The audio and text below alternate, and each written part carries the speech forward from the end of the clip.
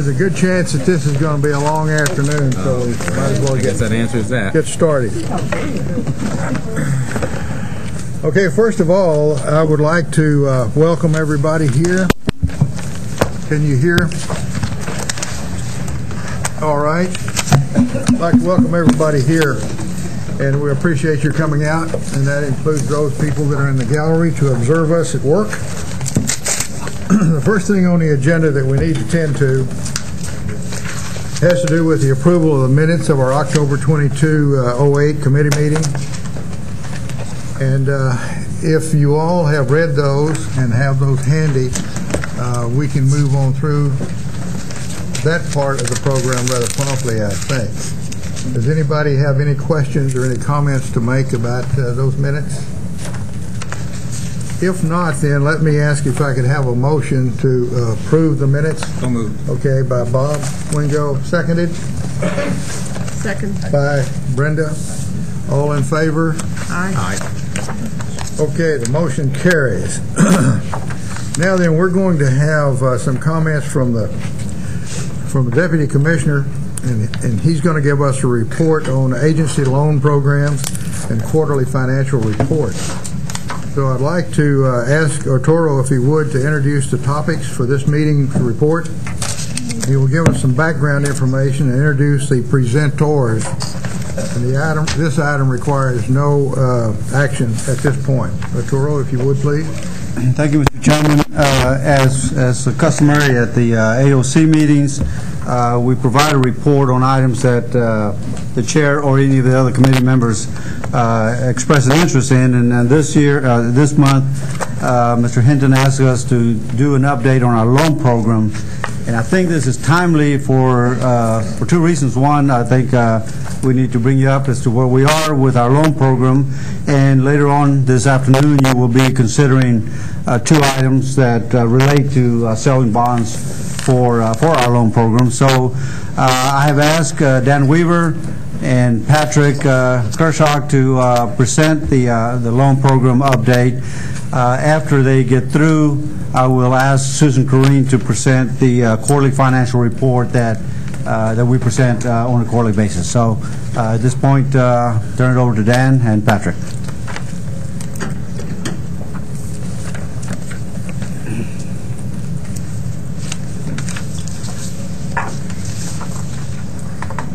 Oh, you guys are ready? We are. What a pleasure it is to be here today talking about financial operations matters. As I was preparing these slides, and Patrick and I were going back and forth on... Turn the lights up? Did you turn the lights up? I can't see. We kept paring the slides down to make it as short as possible, so we will fire through this as quickly as we can. I push the wrong button.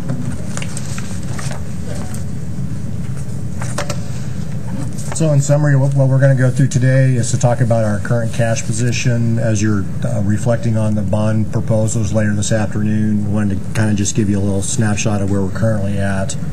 We're going to talk a little bit about loan demand, so what the outflow of cash looks like, and then we're going to talk just real briefly about some organizational changes we've made and kind of a glimpse of how our current portfolio is performing. So our cash position is strong. We monitor on a weekly basis both our inflow and outflow of cash from funds available, loanable funds from the auxiliary fund and from the top fund. We have about $48 million in the auxiliary fund, about $22 million in the top fund. We can use the auxiliary fund to make loans and also to pay, you can poke it, and to pay operating expenses related to the loan program. This afternoon, Lee Donner and Tim Dytloff will be here to talk about potential bond offerings that we're going to propose. Essentially, we have authorization to issue up to $125 million of new money, and we also have authorization, or looking for authorization, to issue $30 million of refunding bonds later this summer.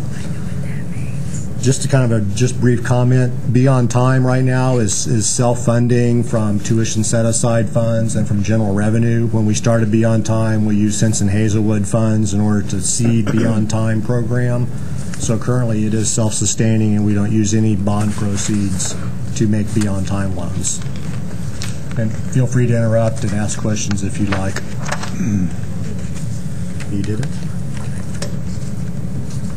So that's the cash available for loaning purposes. The other part of the cash that we monitor is cash that comes in order for us to make our debt service payments, the cash that comes in from loan repayments and from interest that we make on funds that are on deposit.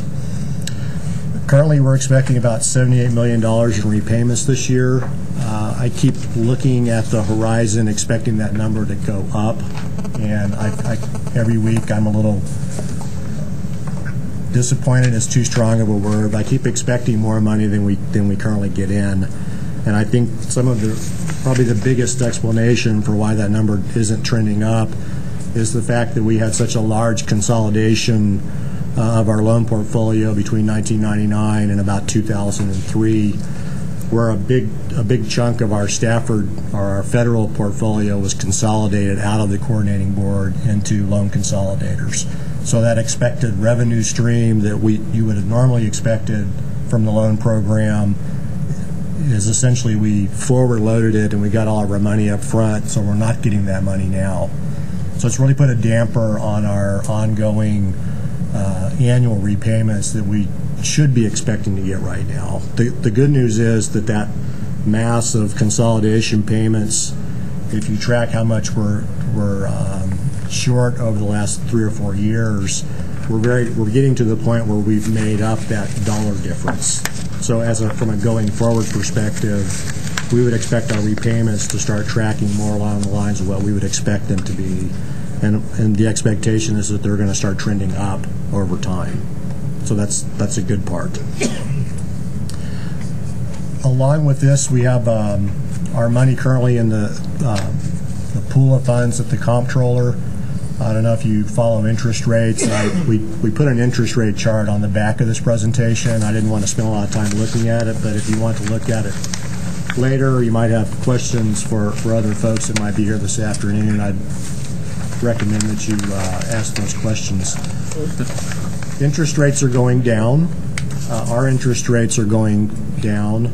The amount of money that we have in the interest and sinking fund is going to start diminishing over the next few years as we start paying off some fairly substantial amounts of debt service this year, 2010, 2011. So the amount of money we have on deposit is reducing, and our interest rate is reducing. So we have it's not a cause of concern yet. It's something that we're monitoring and keeping our eye on, but it is a loss of revenue essentially that we would normally come to expect to be funneling into the interest and sinking fund to make debt service payments. So no cause for concern at this point, but it is something that we're keeping our eye on. The last bullet on this slide, the 1990 and 91 series bonds will be paid off this year. I think we paid the 90 series already. The 90 series has already been paid. The 91 series will be paid in August. When those two series have been fully paid, the need from a bond covenant standpoint, and perhaps Tim can talk about this later from a legal perspective, the need for the average annual reserve that we're currently required to have in interest and sinking, we would no longer be required to have that. The board could choose to go to the market and say we would like to not obligate the average annual reserve in order to make debt service payments. Currently, we have about $44.2 million in interest and sinking as to fulfill this particular requirement. So it gives the board some additional flexibility in the interest and sinking fund of some funds that has currently been set aside that will no longer be required to be set aside. We will put forward some recommendations in April and then in the July AOC meeting on prudent ways to have that money available to make sure that we are covering our debt service obligations going forward.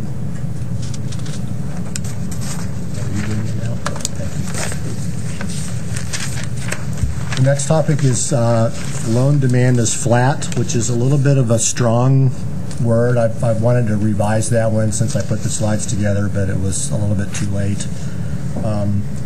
We set a fairly aggressive target this year for our allocations. We increased allocations from $85 million to $110 million, and we made a very broad stroke allocation to all of our institutions that are users of the Hensel Hazelwood program.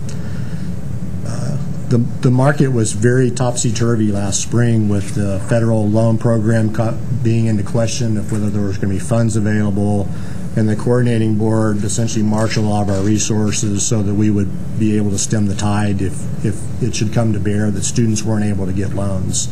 So we were very aggressive with our allocations. Over the months of the summer, the feds increased the loan limit for federal loans by $2,000, which is a good thing for the student's perspective. From the coordinating board's perspective, it put a damper on the demand for our particular loans, which are loans that students would get after they've exhausted their other federal loan limits. So from a student perspective, that's a good thing. From a coordinating board perspective, it's something that we need to keep our eye on because we need to monitor the demand side to make sure that we are keeping in balance with the fund needs from the agency standpoint and the fund needs that we need for debt service obligations. Let's see, target loan volume for next year. We're still going to recommend that we maintain at $110 million. We may need to tweak a little bit depending on institution demand. Some of our institutions could use some additional funding. Other institutions, we have allocations set aside for them that they're not going to need anywhere close to the amount of money that we have allocated. So we need to balance our demand and what the program needs are versus what the institutions are actually going to use.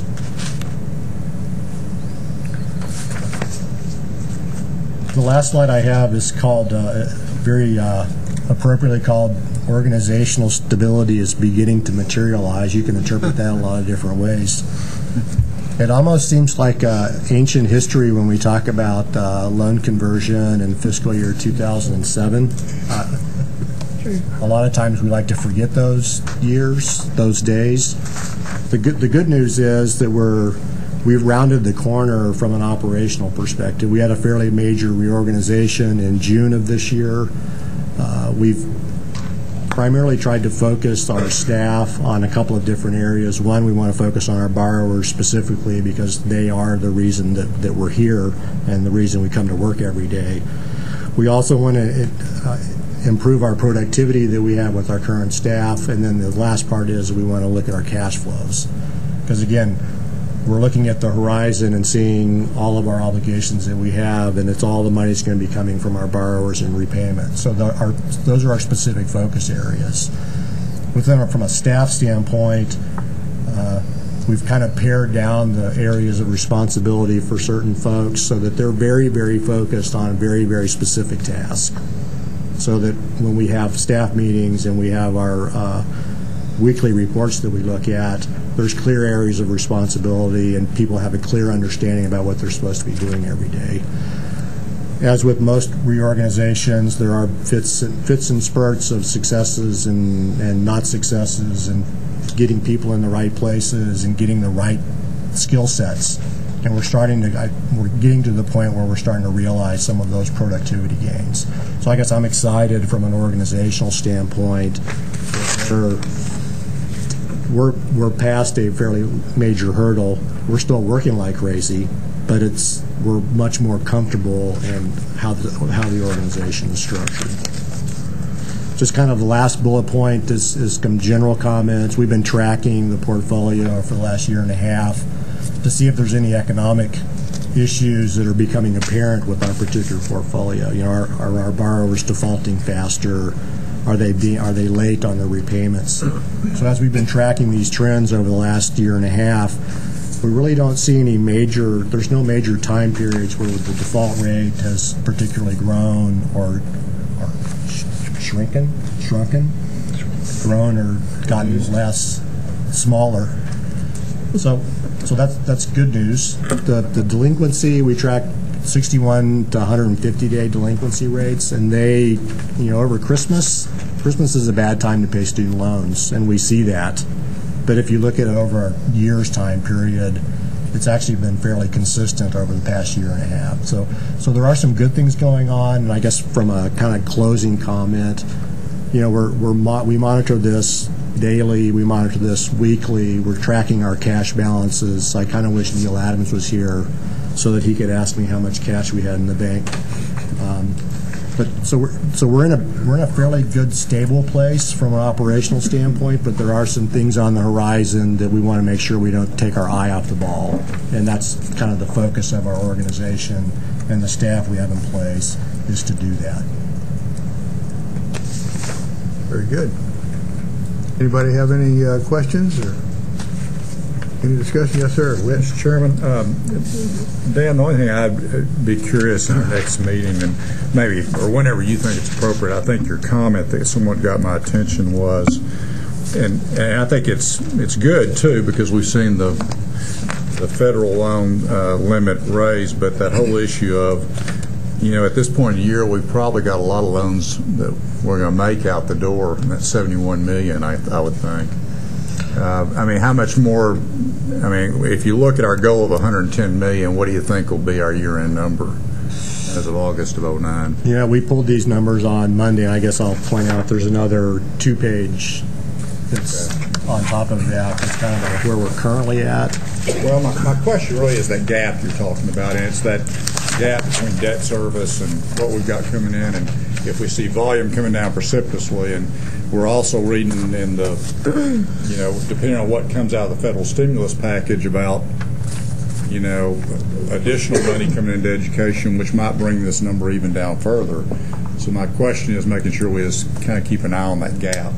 Sure. And I guess, the loan market is very heavily August, September disbursements, December, January, February disbursements. We do have some institutions that their beginning of their academic year is in the summer, so we are expecting a little bit of a bump this summer. Right.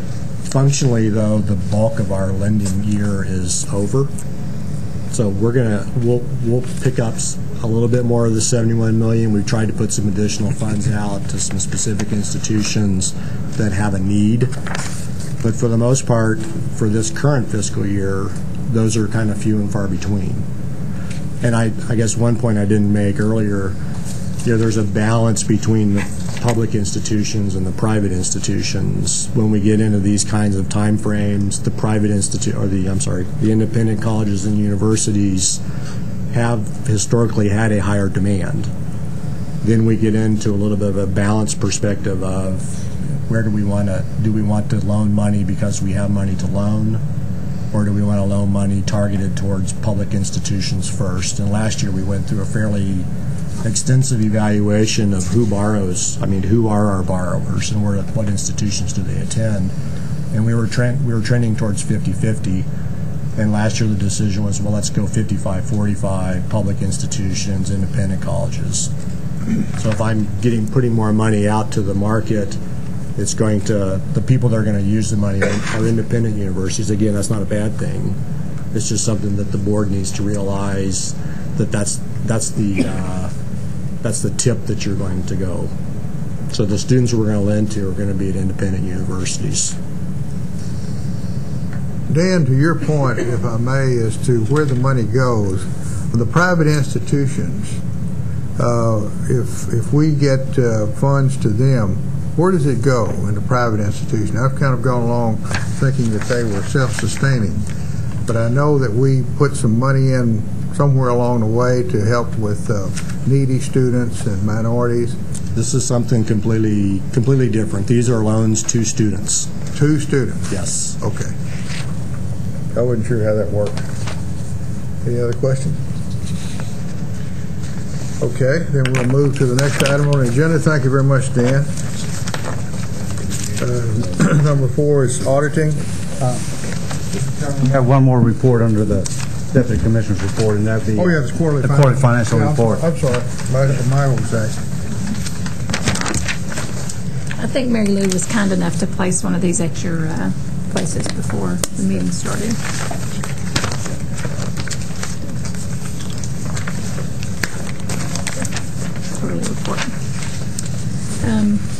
This is the end of the first quarter, which was November 30, 08 for our appropriation year 09. And while there are a lot of highlights on this report, it was really just, I was taking an opportunity to try to add a few notes to explain a little bit of some of the timing on some of these programs.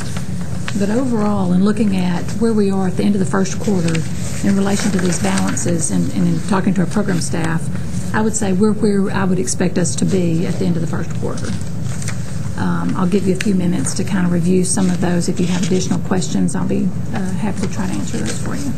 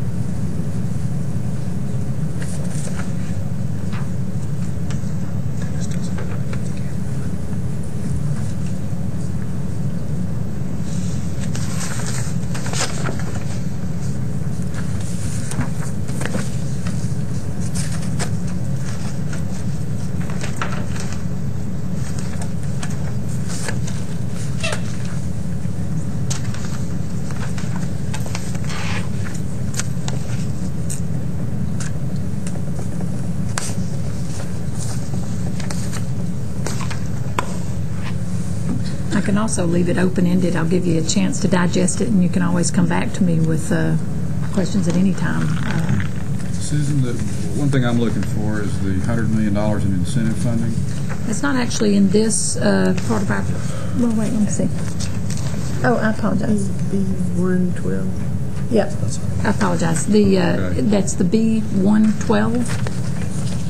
So as of November, well, this goes back to November 30th. That's correct. We had expended or encumbered $80 million with the remainder of that to go out in August as part of our top 10% scholarships.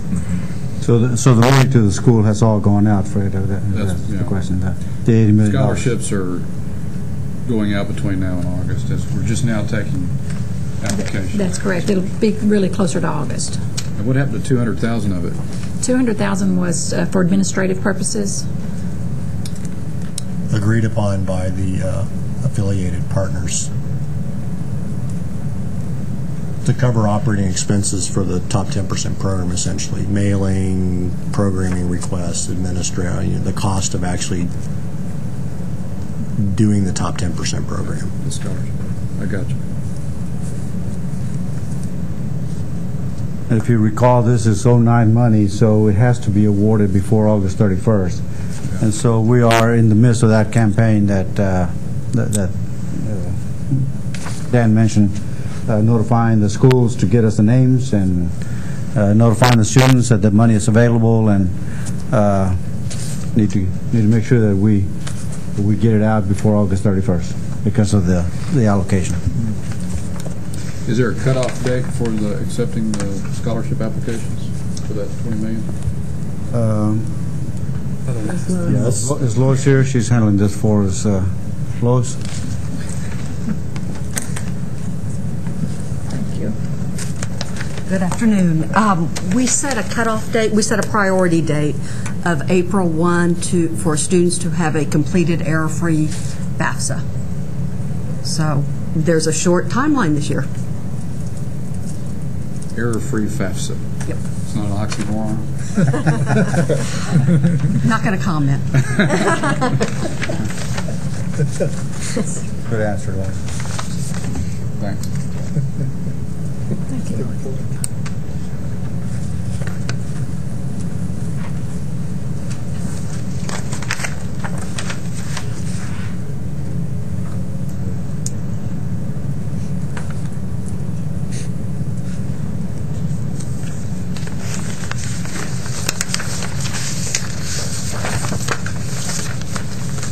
Mr. Chairman.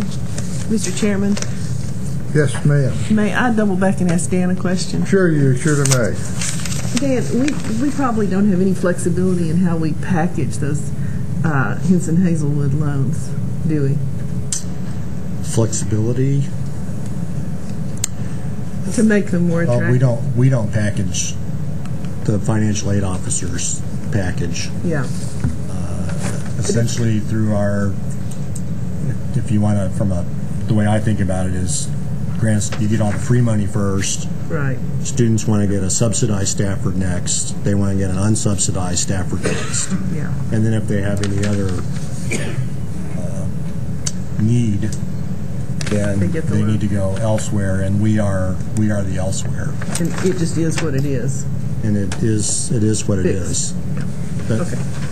also, we don't have there's no need component for Cal loans or for Henson Hazelwood loans. So I can make a Cal loan up to cost of attendance for students. But they have to, the rules, you have to take out the federal loan component of that before I make that award. Okay. So there are some limitations. How do you have the negative balances in the H strategy? I'm kind of glad you asked that. I almost pointed it out. Trying to explain how that works. Well, I think it's timing. It's got to be. Well, it is, and I will point to the same or similar in A12 for the administrator of the loan program. For that strategy, the A12, and for a portion of the H strategy, we use loan funds to fund a portion of those, or a portion of the H strategy. And the way we do that is we want to allocate that. We want to keep it as long as we can in the loan funds to draw interest. Right. And so we just do drawdowns each month of those monies to cover the expenditures that we would need in those strategies for that month. But we want to go ahead and encumber salaries and other expenses related to those strategies for the whole year. So you would see for the actual expenditure and encumbrance column, you're going to see it's predominantly salaries and related expenditures that are going to be encumbered for the entire year. But we're only going to draw down really what we need each month out of loan programs to cover those. So you should expect them to be negative until That's correct. August of '09. Mr. Chairman? Yes, ma'am. Can you explain, maybe briefly, just for me, I don't know if the others have the same question or not, about the tobacco funds for Baylor College of Medicine? Is that like a flow-through that we take and then distribute? And why would we have Baylor funds and not the other institutions? Does that go straight to the other health science institutions or health-related? Or do you want to get back with me? I may have to get back or see. I was trying to see if I had a note. I know that the other the health-related institutions, the public ones, get it, and Baylor is private nonprofit. So maybe that's why it's unique. I believe that's right, Laurie. The writer very specifically instructs us what funds we are to disperse from here. And I believe that's the only ones because of that. I see. Authoritative source on the Baylor College of Medicine, McGregor Stevenson, is nodding yes. Well, I believe the answer is that based upon the fact that it's not a public entity, it has to come through a state agency before it can be. It can't be directly appropriated to a private entity. And we've always been the conduit, hadn't we, McGregor? Yeah. Yes, sir. Thank you. Thank you. Further to the question about the tobacco settlement, how much money is left in that, and how long is this going to go on? I don't have any feel for that whatsoever. Anybody have any idea? I don't know, but I'll be happy to research that and get back to you on it. Joe, I can't remember the exact numbers, but that's managed obviously by the Comptroller's Office, by the Texas Safekeeping Trust Keeping. It's a substantial endowment. And, I'm sure it was a big endowment because it was a big settlement. And it's only the interest that's being paid out of it is what's being paid out of it, but it's a significant bulk of what Texas Treasury runs in terms of the money. I just can't remember the number, but yeah. Paul Ballard or somebody at Texas Treasury can give that to us.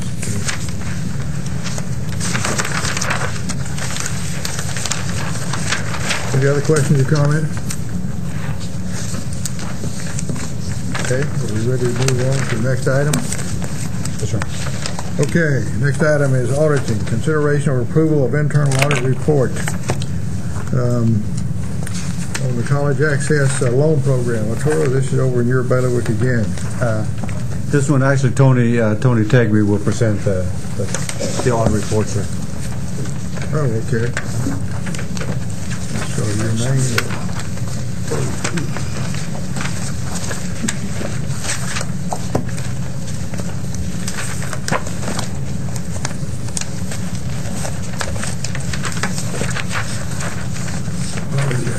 Good afternoon, Mr. Chairman and members of the board. The internal audit report on college access loan report was mailed to you, and I'm going to assume that you had opportunity to read the report. Since it's a big report, I'll just give the brief summary, and then if you have any questions, I'll then answer them for you. The conclusion at the end of the report was that during fiscal year 2007, the coordinating board approved $118 million, $104,647 in college access loans, and this consisted of 20,015 disbursements to Texas students. That's equal an average of $5,900 each. This was accomplished in a highly dynamic environment, which included the migration from a mainframe to client-server loan management system.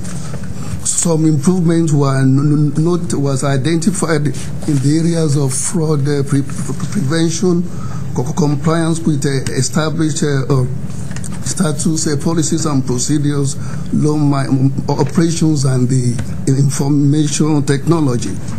We came up with several recommendations which have been shared with the management, and we did obtain their concurrence on them, and some of the recommendations have already been implemented even as we speak.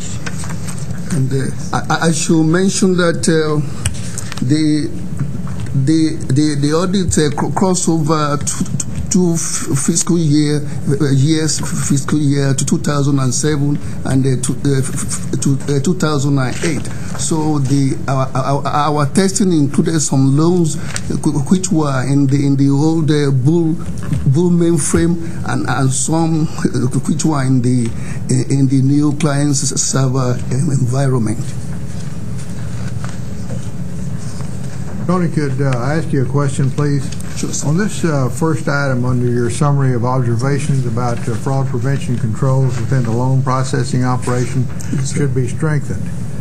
This is what jumps at me. Fraud-related internal controls have been weakened over time. Tell me a little bit about this. Is this the same program we've always had? Is this a different program? Is there anything changed? The idea of us backsliding on any of this stuff is very bothersome to me. This is the same program, college access loan program that we have always had. It's only these are a new set of findings, and we did identify those specific findings on page 2 of 20.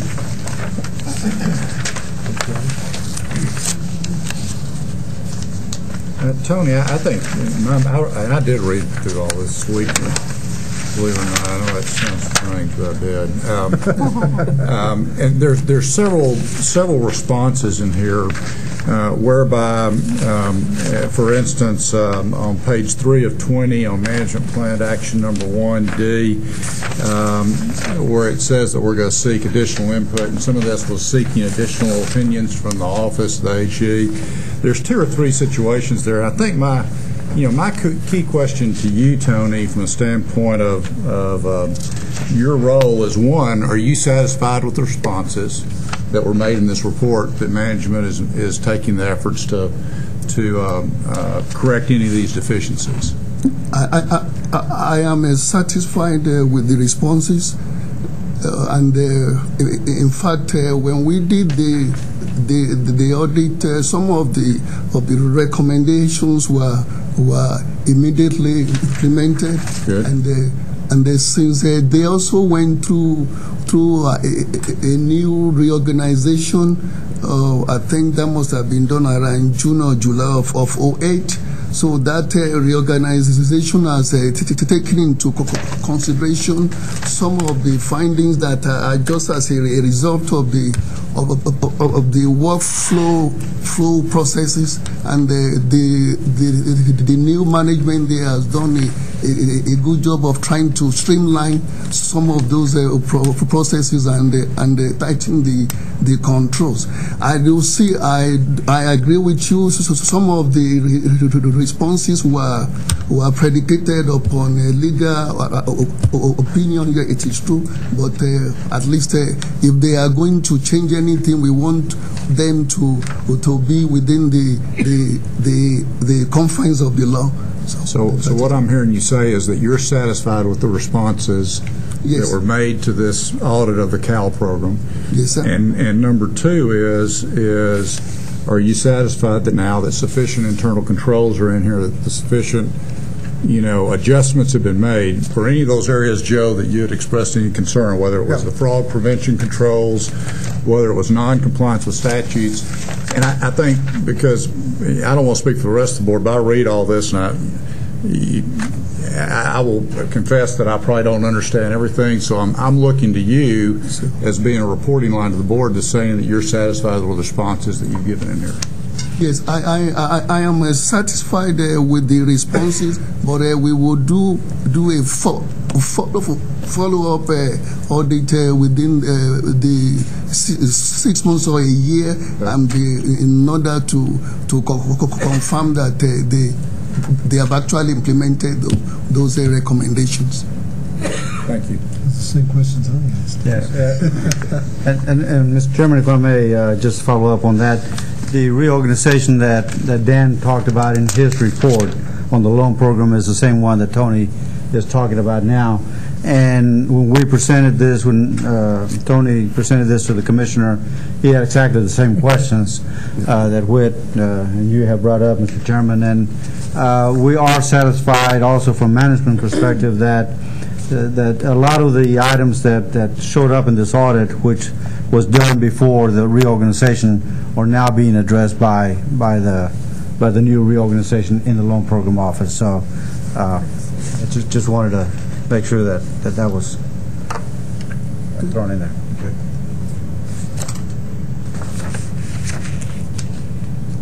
Mr. Chairman? Yes, sir.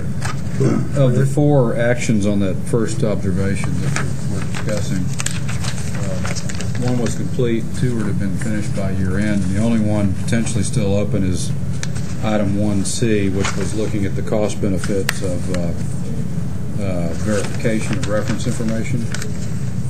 Just wondered if that, I know the deadline was January 31st, but wondered if that had been completed or if we knew what the status of that was since we're close to it. I do not know if it has been completed, but I think we do have some of the managers here, if they could.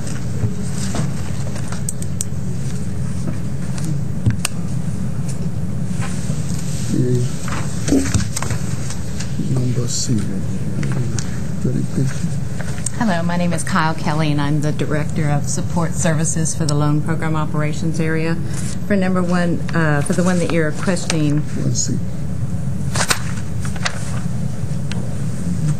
for the active verification of reference information, that item we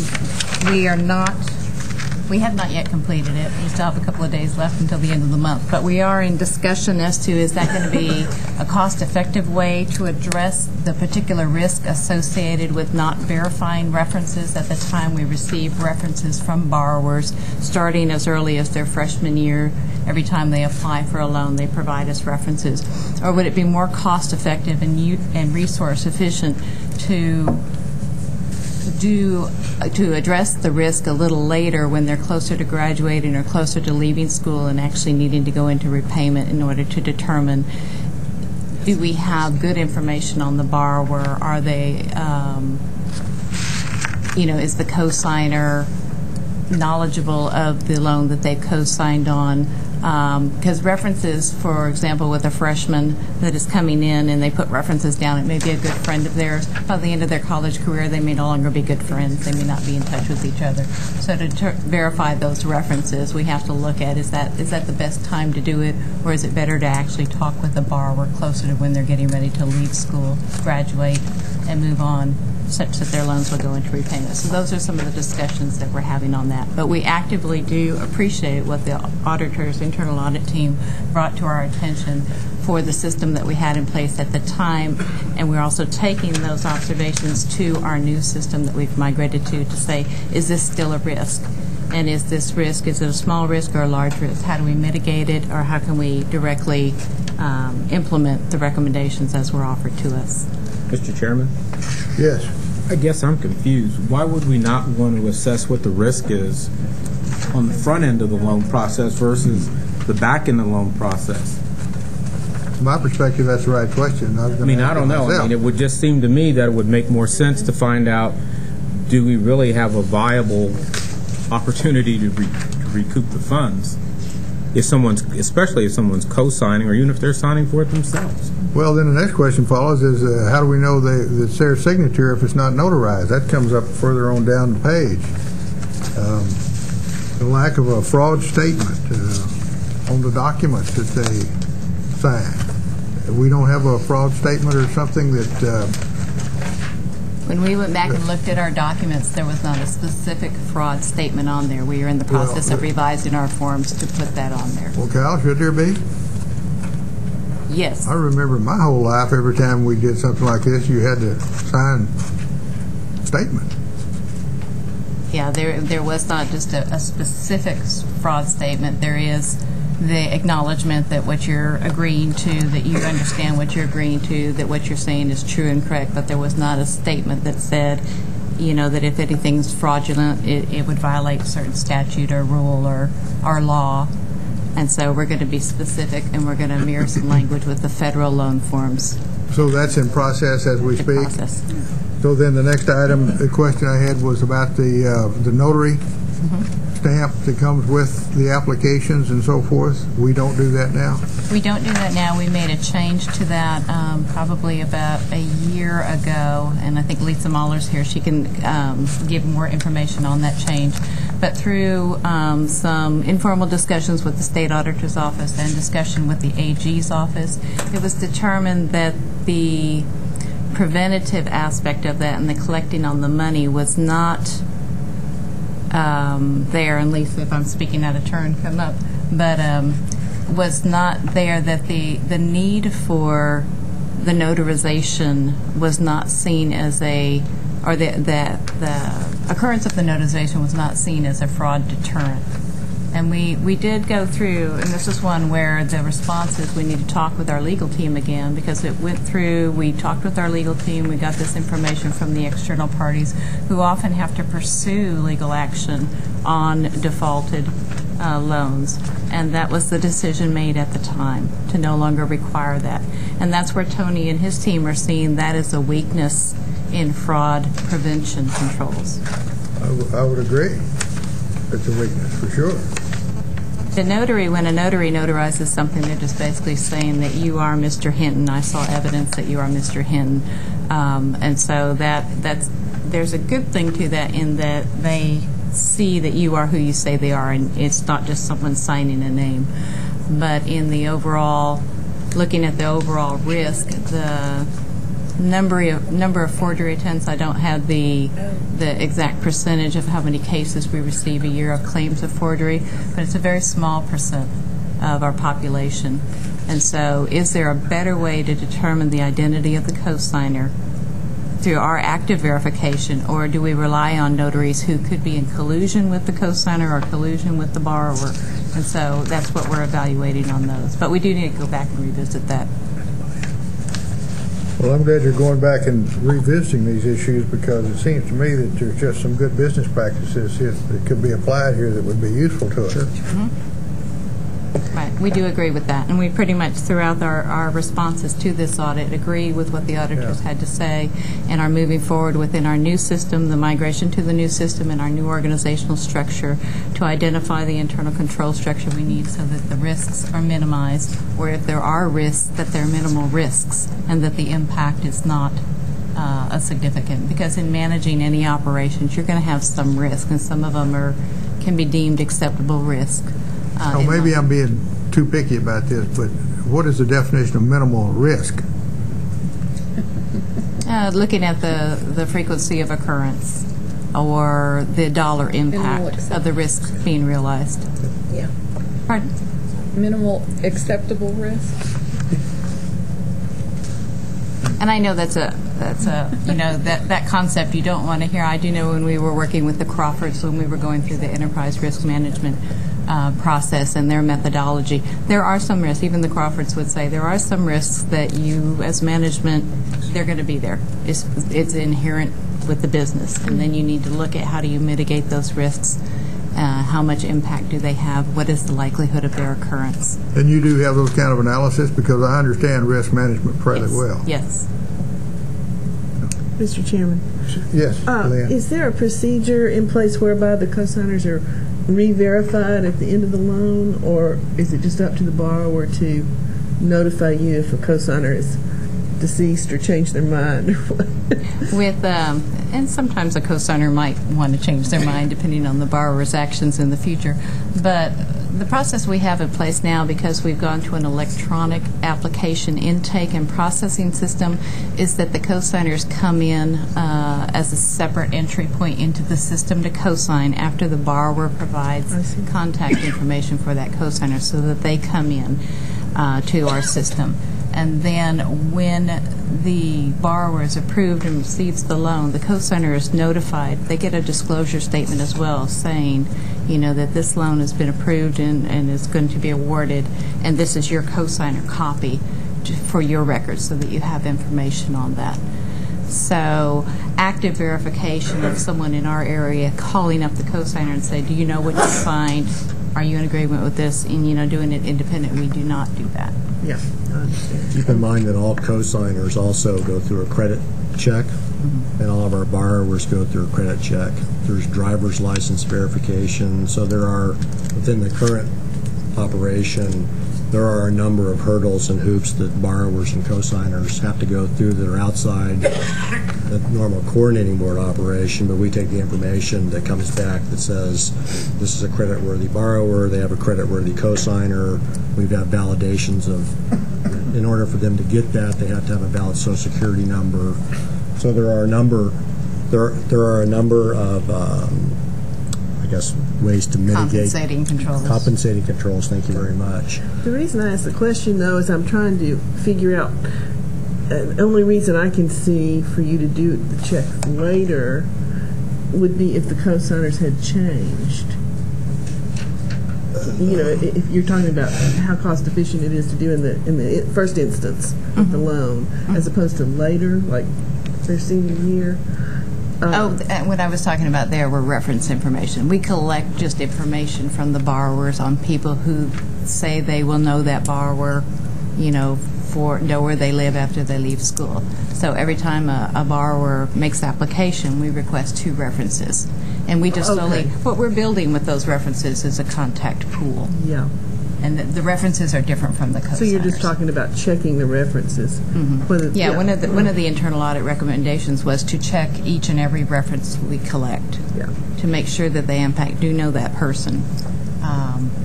And admittedly, we could go and check every single reference that they provide, but by the end of school, that reference may actually not know that person, may not choose to know that person, by the time they get done with their career. No, I think that's a good idea, is to check that much later. We all know how things change during the course of college. I guess some of the other practices, and it's something that we're evaluating, investigating, our funds currently go electronic to institutions, whereas previously there were checks issued to borrowers. So there are, our rules and statute is written around a certain set of processes. We've are in the process of, we've we're much more sophisticated now than we were 5 years ago from an operational standpoint. We need to be sensitive that we're monitoring from a collections perspective, that we're making, first we're making loans to students, which I think we can verify because the institutions are certifying that these are students at their institution because that's where the money goes. So I don't want to minimize, and we're taking all of this very, very seriously. And again, from an organizational standpoint, we've carved over, and part of Kyle's group and responsibility are to answer these kinds of issues and to make sure that we work with our internal audit staff to come up with sound business practices. And so I don't want to minimize the content of this particular report. I also don't want to kind of jump off the cliff on fiscal year 07 where we're in fiscal year 09, and we have such a tight stranglehold over our borrowers now. It's like they can't.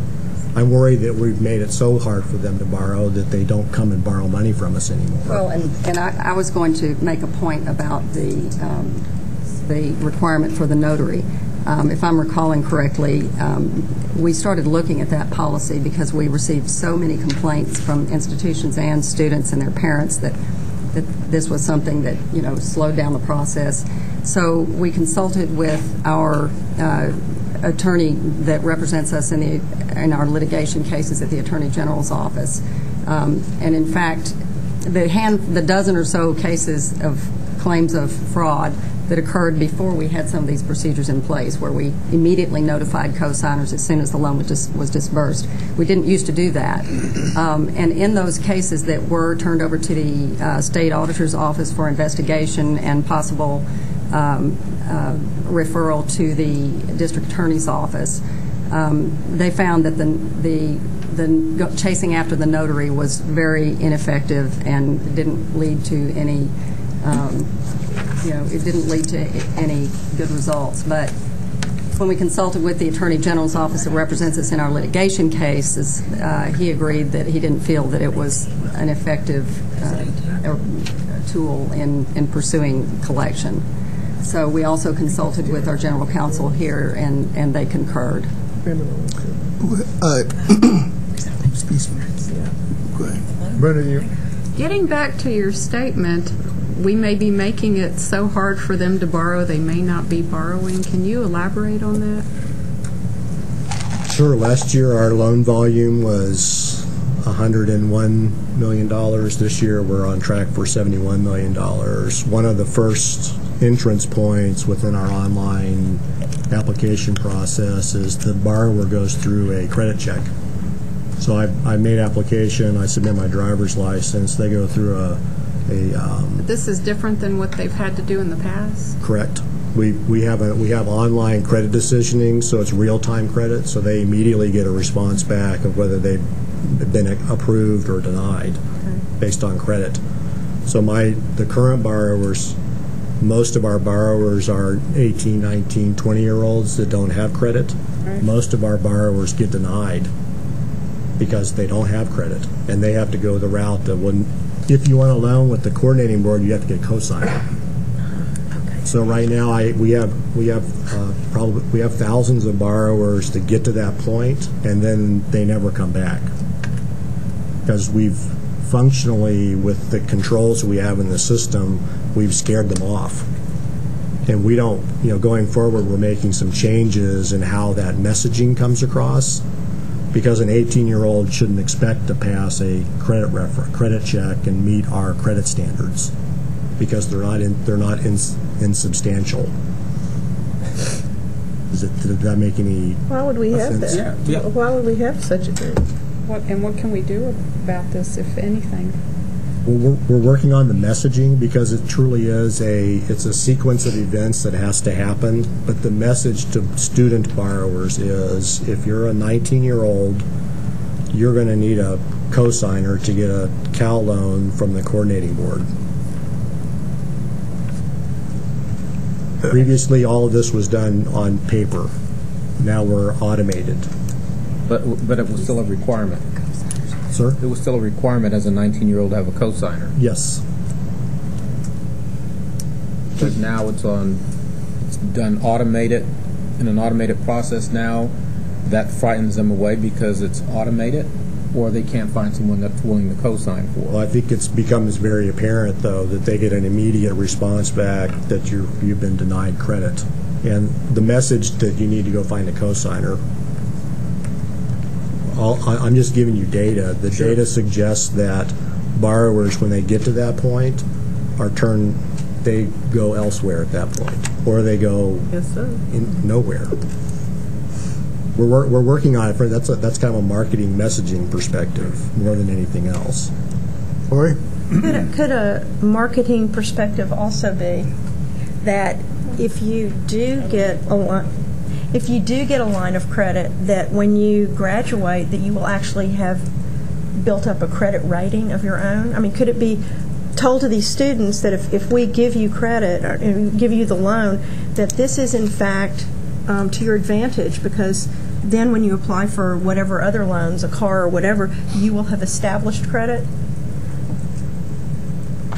I want to offer what may happen with that is because what we're providing to them is debt, and they're not making any payments while they're in school. Oh, well, that's true. They're starting to really rack up a high debt ratio, so it may actually work against them for the credit because they haven't yet started making payments. It's when you start making payments and show that you can do that and you do it consistently and you're not late, that's what starts working in your favor with your credit score.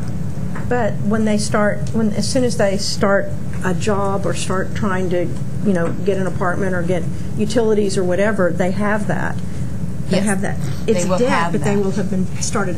They would have started paying on it. Yes, and they will have that. It seems like that's to their advantage. Even though it's automated, I still don't understand why we ask a question we already know the answer to. We don't always know the answer to that because we don't. Somebody may be much older, but somebody may be much older. But it could be triggered by the age, couldn't it? I mean, if it's automated, how old are you?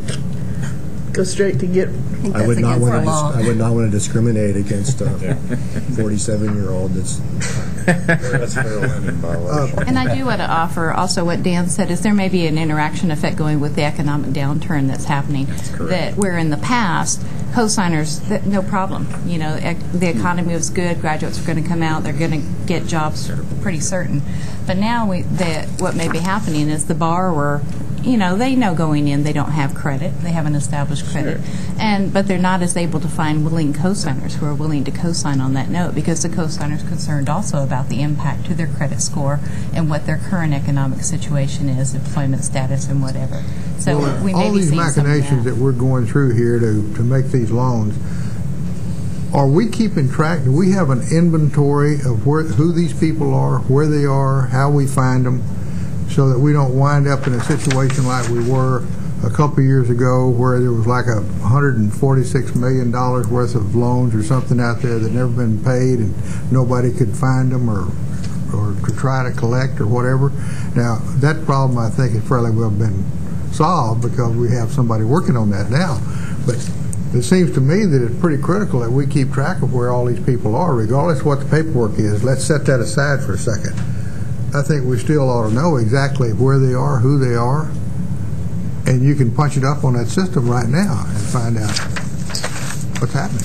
Yes, however, students are transient, and we send our system currently is we are on monthly, mostly this is in a repayment perspective. When students are in repayment, we send monthly statements, whereas previously we had coupon books that went out.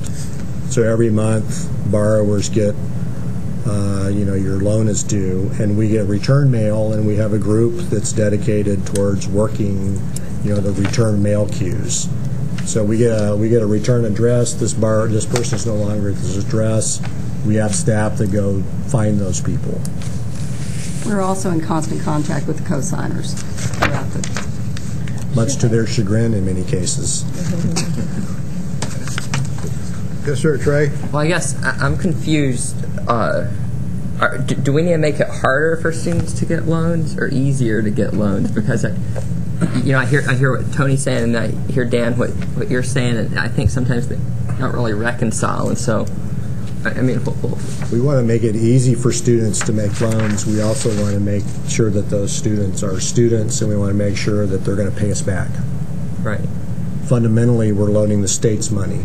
We have a fiduciary responsibility to get repaid on the state's money, and we take that very seriously. And I think there's a real balance. I know because we're talking internal control here and audit, and we kind of got our participation hats on, our access hats on here, and thinking about kids and them be able to get loans, and we see a $30 million potential gap. And I would just encourage you to almost take that offline and bring it back. I really think through that, because that does cause me some concern, because in this world of instant credit scoring coming from that field, you're used to where you walk into a bank, you get a consumer loan, they push a button, it scores you.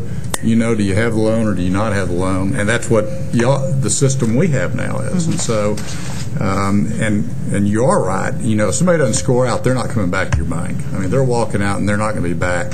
They're going to walk across the street to the next bank, and that may have credit score cuts or lower or anything else. So that can cause me some concern as to those students that would qualify with the cosigner. How do we close that? And that's Mr. Chairman, that's a topic outside of here, but it is one that I'm hearing concern about, because we want to make sure that for those qualified students, we are getting that money out to them. Well, I guess real quickly, our automated credit mirrored exactly the way we set it up, was to mirror exactly what our previous practice was on credit scoring. Right. So our credit requirements have not changed. They've just been automated such that I've taken the discretion and probably a previous audit finding that says that loan origination people made loans to people that didn't meet credit requirements. We've taken that out of the origination hands and put it into a system. And from an internal control standpoint, that's spot on, and I still think that's spot on. That's exactly what we should be doing. Sure. Well, I don't think anybody on the table is going to advocate lowering our underwriting standards. I think it's just, I hear a lot of questions as to how do we, if there is an issue there, how do we kind of get our arms around that? Another time, another day. Well, that's another time and another day, and I agree with you, Whit. One of the things that, Dan, that you said that resonated with me is fiduciary responsibility. People around this table are accountable. And when you're handling millions and millions of dollars of somebody else's money, I want to know everything I can find out about it. I agree with you completely. And that's basically what it's all about and where we're coming from. So we'll get a chance to revisit some of this a few months out, Tony. Yes, sir. Okay. Are you ready to go to the next subject, or are you going to discuss anything more here, or are you all done? I am ready to go to the next one. Okay. Okay, I'm sorry. Before you go to the next one, Carl has pointed out to me that we've got a little housekeeping to do here. Yes, sir. Does anyone here have any further questions about Tony? I assume not, since he's been pretty well quizzed. So, if not, what we'd like to do is have a motion to approve the CAL audit report that he has submitted. So motion by Fred, second by Bob. All in favor? Aye. Okay, motion carries. Thank you very much. Okay. Next item on the agenda is discussion of institutional enrollment data review. This item will be presented again by Tony and Susan Brown. Yes, sir. By the way, no action is required by the committee members on this particular subject. Our discussion today will consist of discussions on external audit, internal audit, and some of the processes that we have in place to ensure the reliability and accuracy of the data, of the enrollment data that we receive from the institutions. First of all, the State Auditor's Office does the enrollment audit every two years, every biennium, and in fiscal year 07, they conducted an enrollment audit of 23 institutions. That 23 consisted of 16 universities and 7 community colleges, and we work with them in terms of providing them with the information that they needed to be able to to complete the audit. And on the internal audit front, we do work with, I should say that the audit by the State Auditor's Office is always predicated upon the 2% error rate. That basically means that if they came across errors that are less than 2% of the appropriation to that institution, they will not go back and try to get that money back from the institution. They do go back if the errors are more than 2%. Then we do work with some of the internal auditors of the institutions when they try to perform the enrollment audit as they have it in the audit work plan. And some of the external auditors that there's some institutions hire, they do call us to assist them in the certification process of the enrollment data that they have to certify before we can work with those numbers.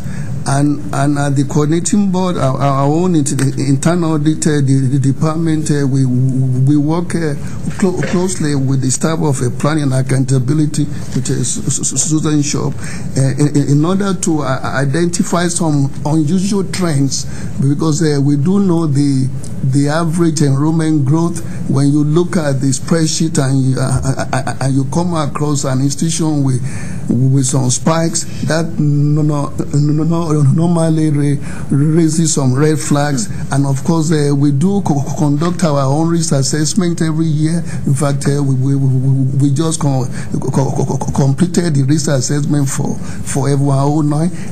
Our risk assessment is based on the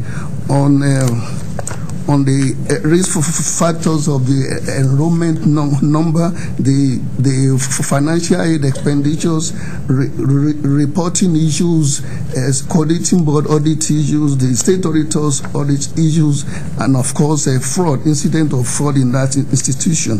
So as a result of that risk assessment, we've been able to identify 7 institutions that we do plan to audit this year.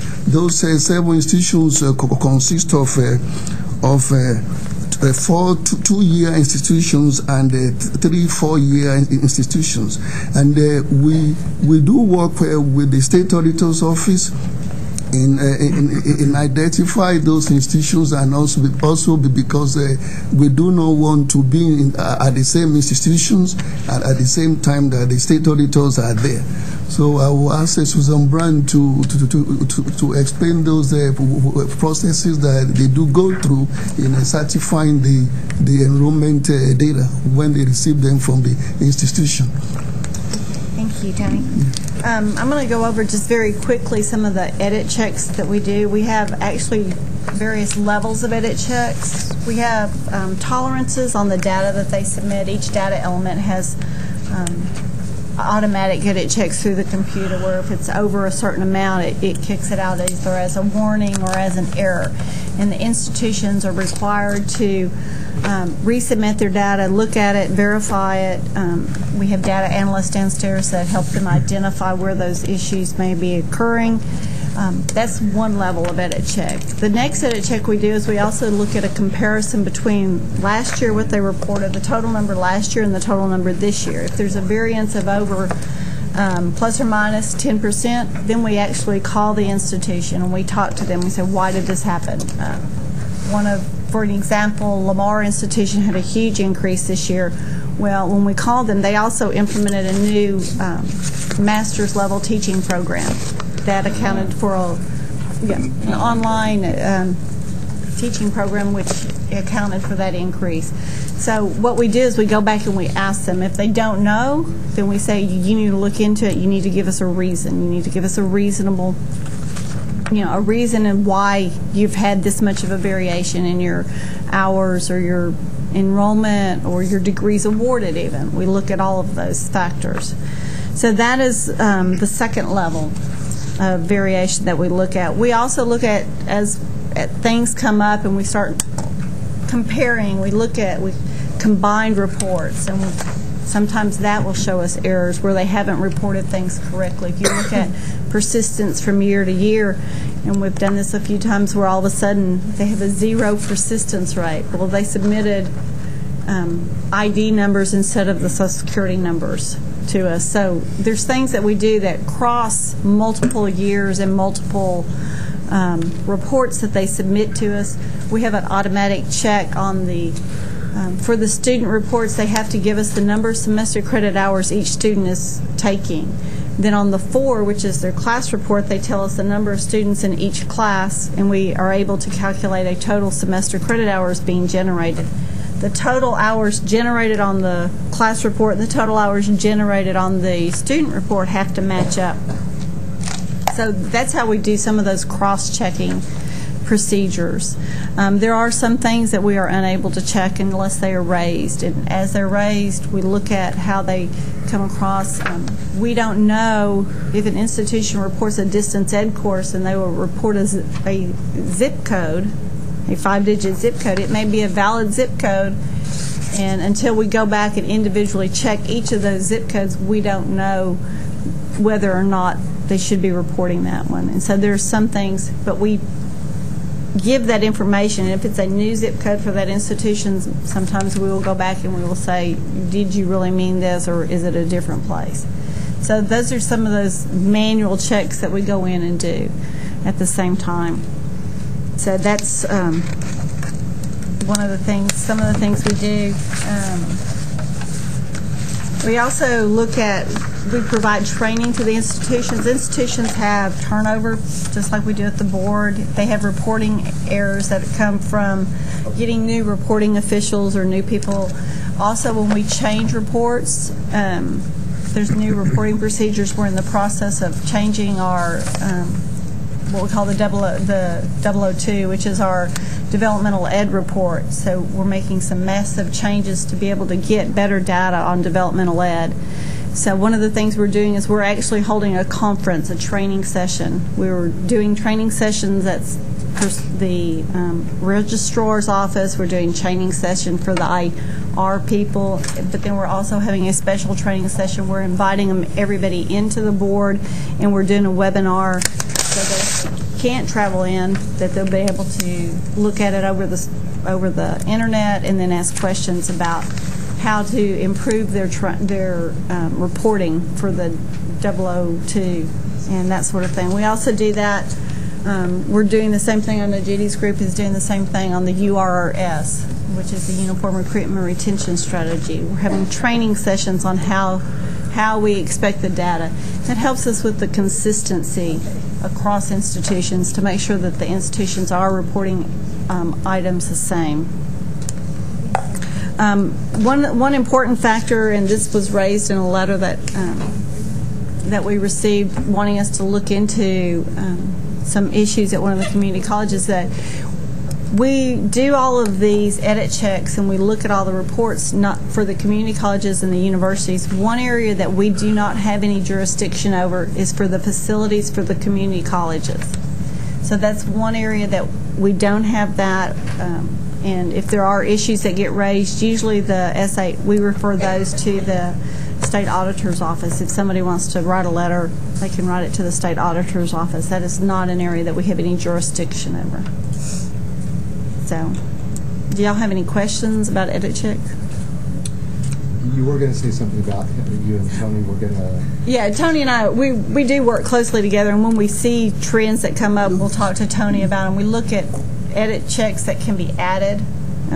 Tony works with us quite a bit. We work with the state auditors if they come up with questions, we will institute additional edit checks as they come up, and that's kind of an ongoing basis. Susan, was it the edit checks that identified the 7 institutions that are being more thoroughly investigated, the 4 community colleges and 3 universities? The edit checks was also one of the factors that led to the choice of 1 or 2 of them.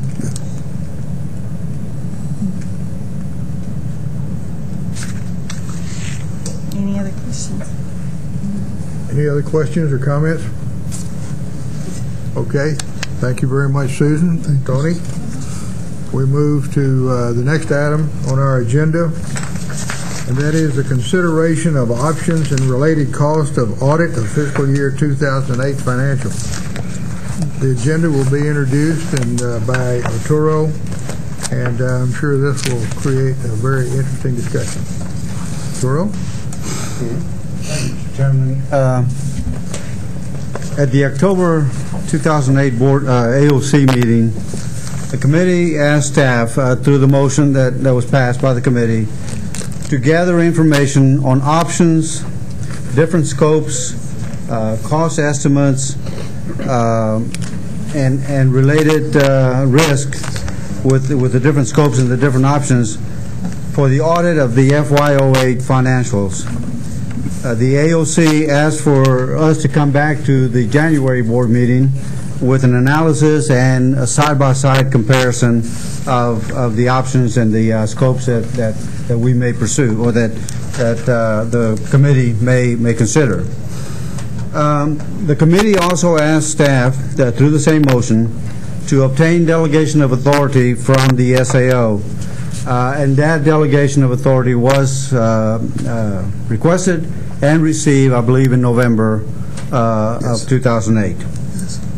So in accordance with your instructions, with the instructions of this committee, we identified 3 options, and we issued a request for information. A request for information which was submitted to a potential, well, it was posted for anybody to submit a response to, but it was made very clear on that request for information that we were at this point looking for information, as the name implies, and that we would be bringing that information back to the board, and that no contracts or decisions will be made off of that document. 5 firms responded to the RFI, including KPMG, which is the firm that is currently under contract with the coordinating board and has conducted the audit for the last two fiscal years prior to 2008. Staff analyzed the responses and developed a brief 2-page summary, which I think has been passed out to you. Some of you have seen this before, that explains the different options, the estimated costs, and we submitted this to a ad hoc subcommittee, I believe is what it's called, Mr. Hinton. Right. It was discussed by that subcommittee. But at this time, I'd like to call on Tony to walk you through the document. We also have both Dan and Susan available to answer any questions on some of the information that they put together. But I call on Tony to walk you through and for us to answer any questions for you. So Tony? Okay, thank you, Dr. Alonso. As Dr. Alonso explained, we came up with three options with your input. The first option is option A, which is the audit of annual financial report. This option calls for an external auditor to audit the annual financial report, which is prepared by every agency every year in accordance with the guidelines of the state controller, which incorporate a GASB 34 element of the disclosures that are needed for the controller to prepare the CAFA for the state of Texas. This is because the actual AFR at the agency level does not comply with the GASB 34 or GAP presentation. All state agencies prepare and submit their annual financial reports to the state controller, who then combines and convert them into GASB 34 standards to facilitate audit and expression of an opinion by the state auditor's office. The conversion process by the state controller An audit by the State Auditor's Office, often resulting in some adjustment to be made to our books. The objective of this audit under option A is to determine whether the coordinating board financial statements present fairly the financial position and results of operations in accordance with the reporting requirements established by the Texas Controller of Public Accounts, which do not produce agency level financials on a GAAP basis, and also to determine whether the coordinating board has complied with applicable laws and rules for those transactions and events that may have a material effect on the financial statement. The deliverable under this option is a conclusion as to the extent of our compliance with the reporting guidelines issued by the State Controller of Public Accounts for the preparation of the annual financial report.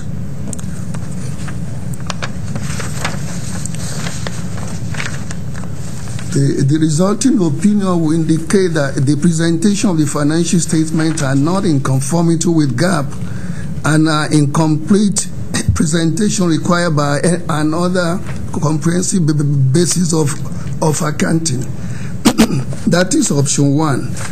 Option A. The option B is the standalone for financial audit, GASB 34.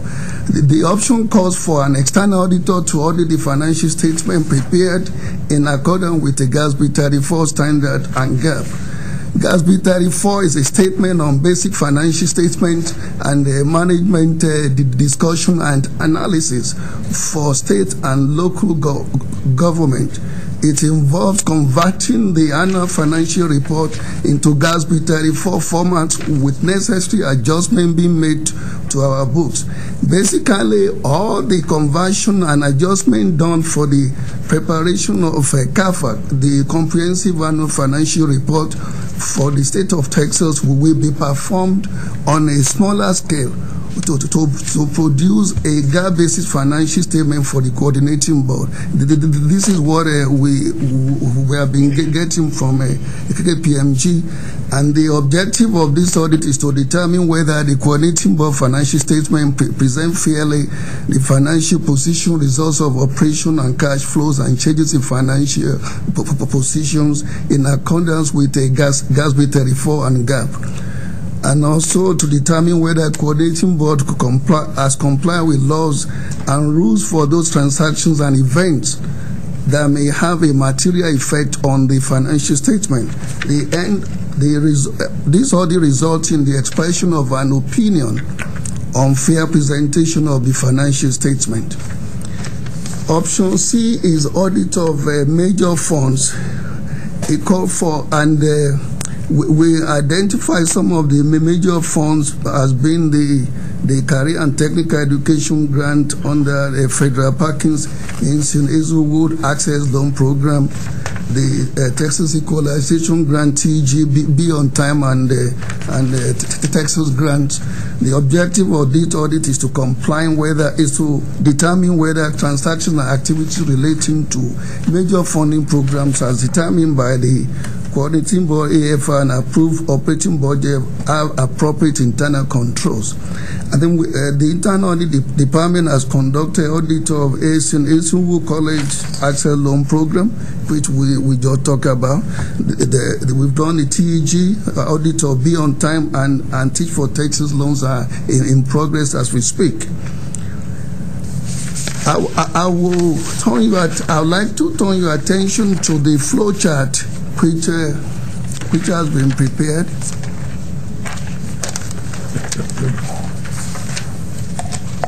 The flow chart graphically shows the processes involved in all the three options. In the lower 1/3 of the page, the gray box contained the detailed financial transactions. That is whether we choose option A or option B or C. Any auditor has to rely on those detailed financial transactions. Those are the ones in the gray box. And in order to walk through the option A on your left, the detailed financial transactions are the one that we have to work upon using the guidelines issued to us by the state controller, and then we would then use that to produce our own annual financial report. This is a copy of our own annual financial report. So that is the annual financial report that we will sign up to the state controller. You see the box for the state controller over there with the black with the gray arrow. Then when the controller received all the AFR from all the institutions and agencies, they would do the conversion to GASB 34 in order to enable the state auditor's office to come and do the audit and then present a comprehensive annual financial report under GASB 34.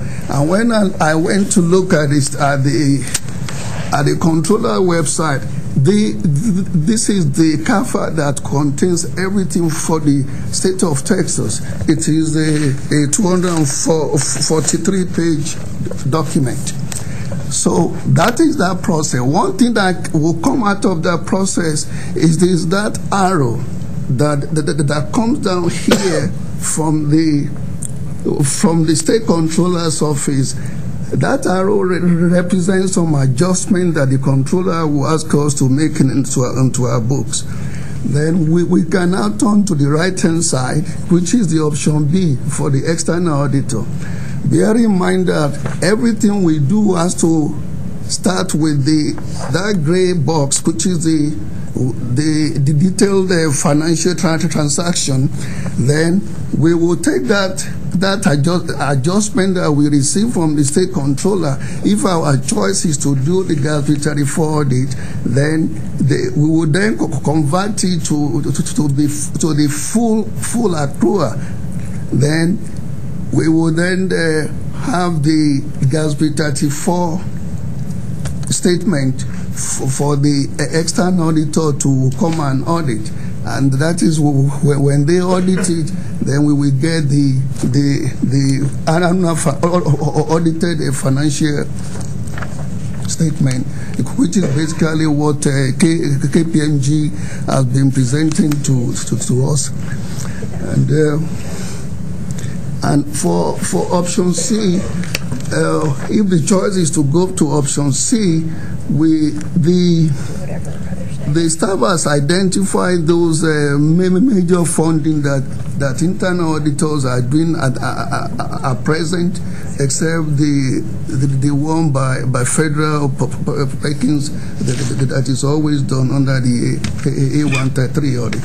So that is basically graphically, that is how those three options play out.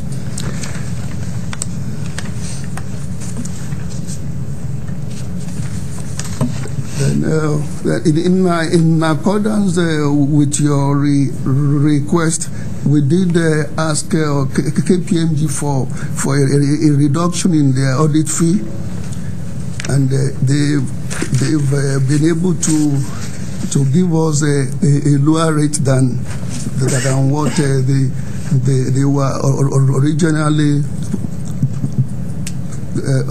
planning on charging us for the audit of fiscal year 2008. So we presented this to the ad hoc agency of operations subcommittee, and it was recommended that the existing KPMG contract for the audit of financial audit be amended to accept its offer of a reduction in audit fee for the audit of the financial statement for FY08, because the committee believed that it will provide the agency with the best value. That is all I have, sir. Questions, comments? Anybody? Brenda, just I'm not a CPA. I'm not even close. Will you just help me understand the difference of A and B, because we've got external auditors involved in both of them, just so I understand that as a layman in this? Yeah, the biggest difference to me between A and B is B, you get the audit opinion. Okay. That's actually the only option where you will get the audit opinion. Is there a different scope of work done? There is, but it's, I don't have the details with me, but really the biggest difference in scope deals with accrual type adjustments. I think depreciation, amortization, maybe some fixed asset work. Not necessarily something I couldn't live without. Of course, I'd like to talk to the audit partner some more before I. Sure. I'm just trying to understand the difference there, but it didn't seem know. like the scope. Is that correct? That's right. Okay, it's just basically 2 or 3, I think, accrual areas. Okay, yeah. So basically, under option B, you're obviously getting an opinion and getting the obviously certain, that they're presented in accordance with. Yeah.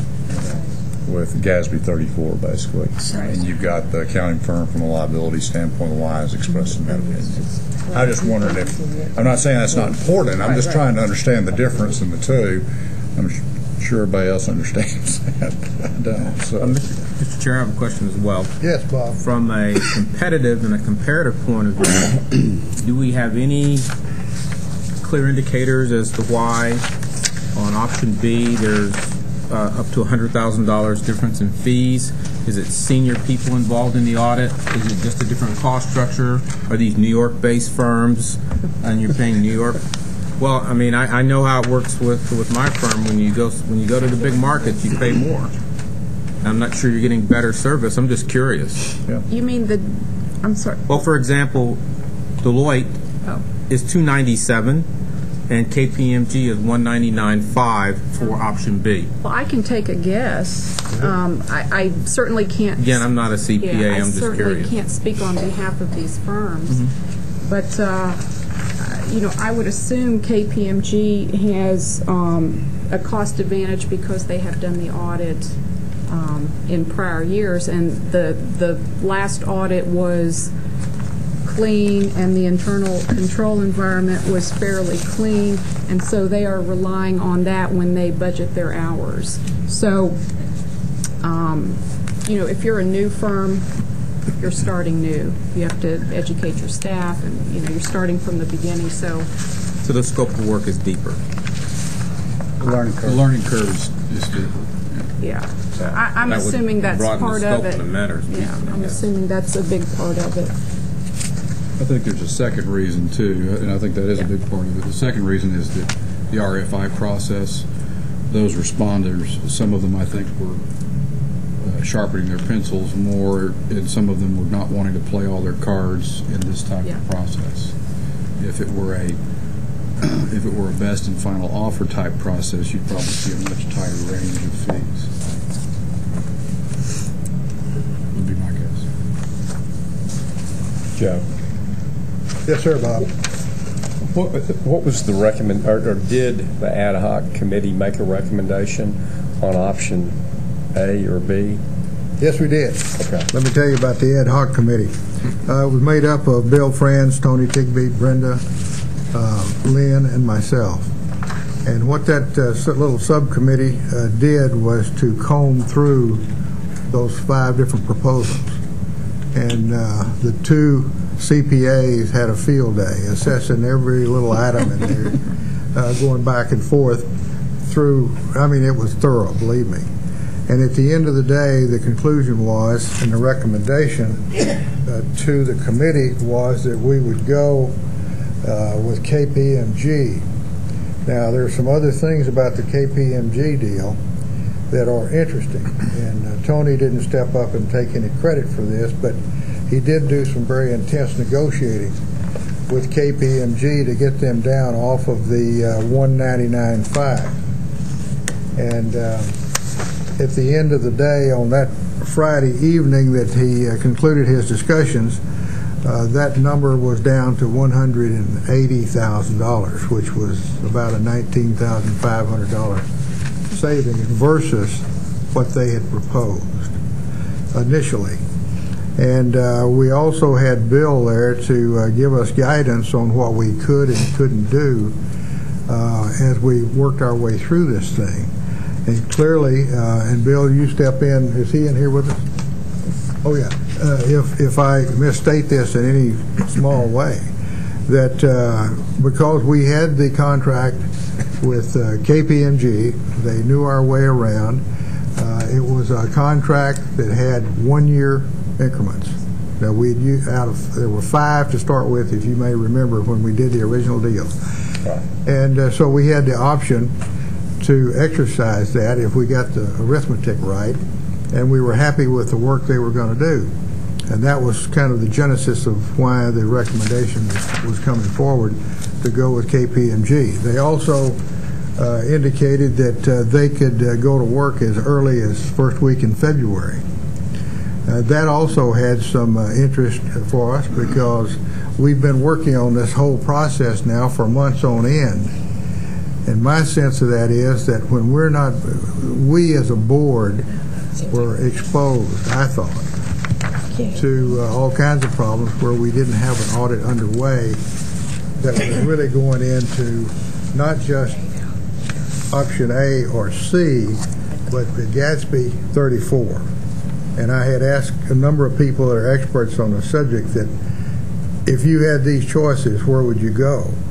Gatsby 34, because that's all encompassing. Plus, we get the report from them from one of the big 4 that has done a very good job for us in the past. So that's kind of where it came from. And then we decided that as we had gone back and forth on this thing, trying to understand this chart, which turned out to be very good for us, that then we would just put it out today and let Arturo and his folks make their case for what they think is the way to go. And I've already played my card and told you the way I think we should go. But that's up to you folks that are on the board.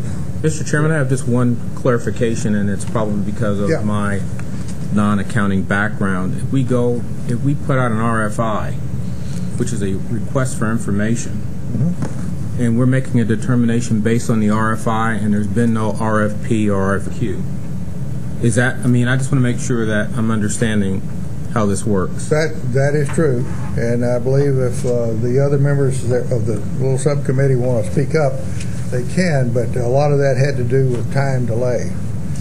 That's starting from scratch again, going out, and that was a big issue in the whole decision. And discussing it with our council, that there was no mandatory reason for us to do that. That quite legally we could do the KPMG where we already have a contract. It just seemed to me personally that it was more efficient to do it that way, and the price seemed like it was right. And Bill, you can sit down and tell me where I dropped the ball. No, I just wanted to clarify on the legalism you were just mentioning. And pure and simple, as Mr. Hinton pointed out a moment ago, I guess it was some 2+ years ago, we entered into what really is a 1-year contract for auditing services with KPMG, but that contract contained 4 1-year renewals.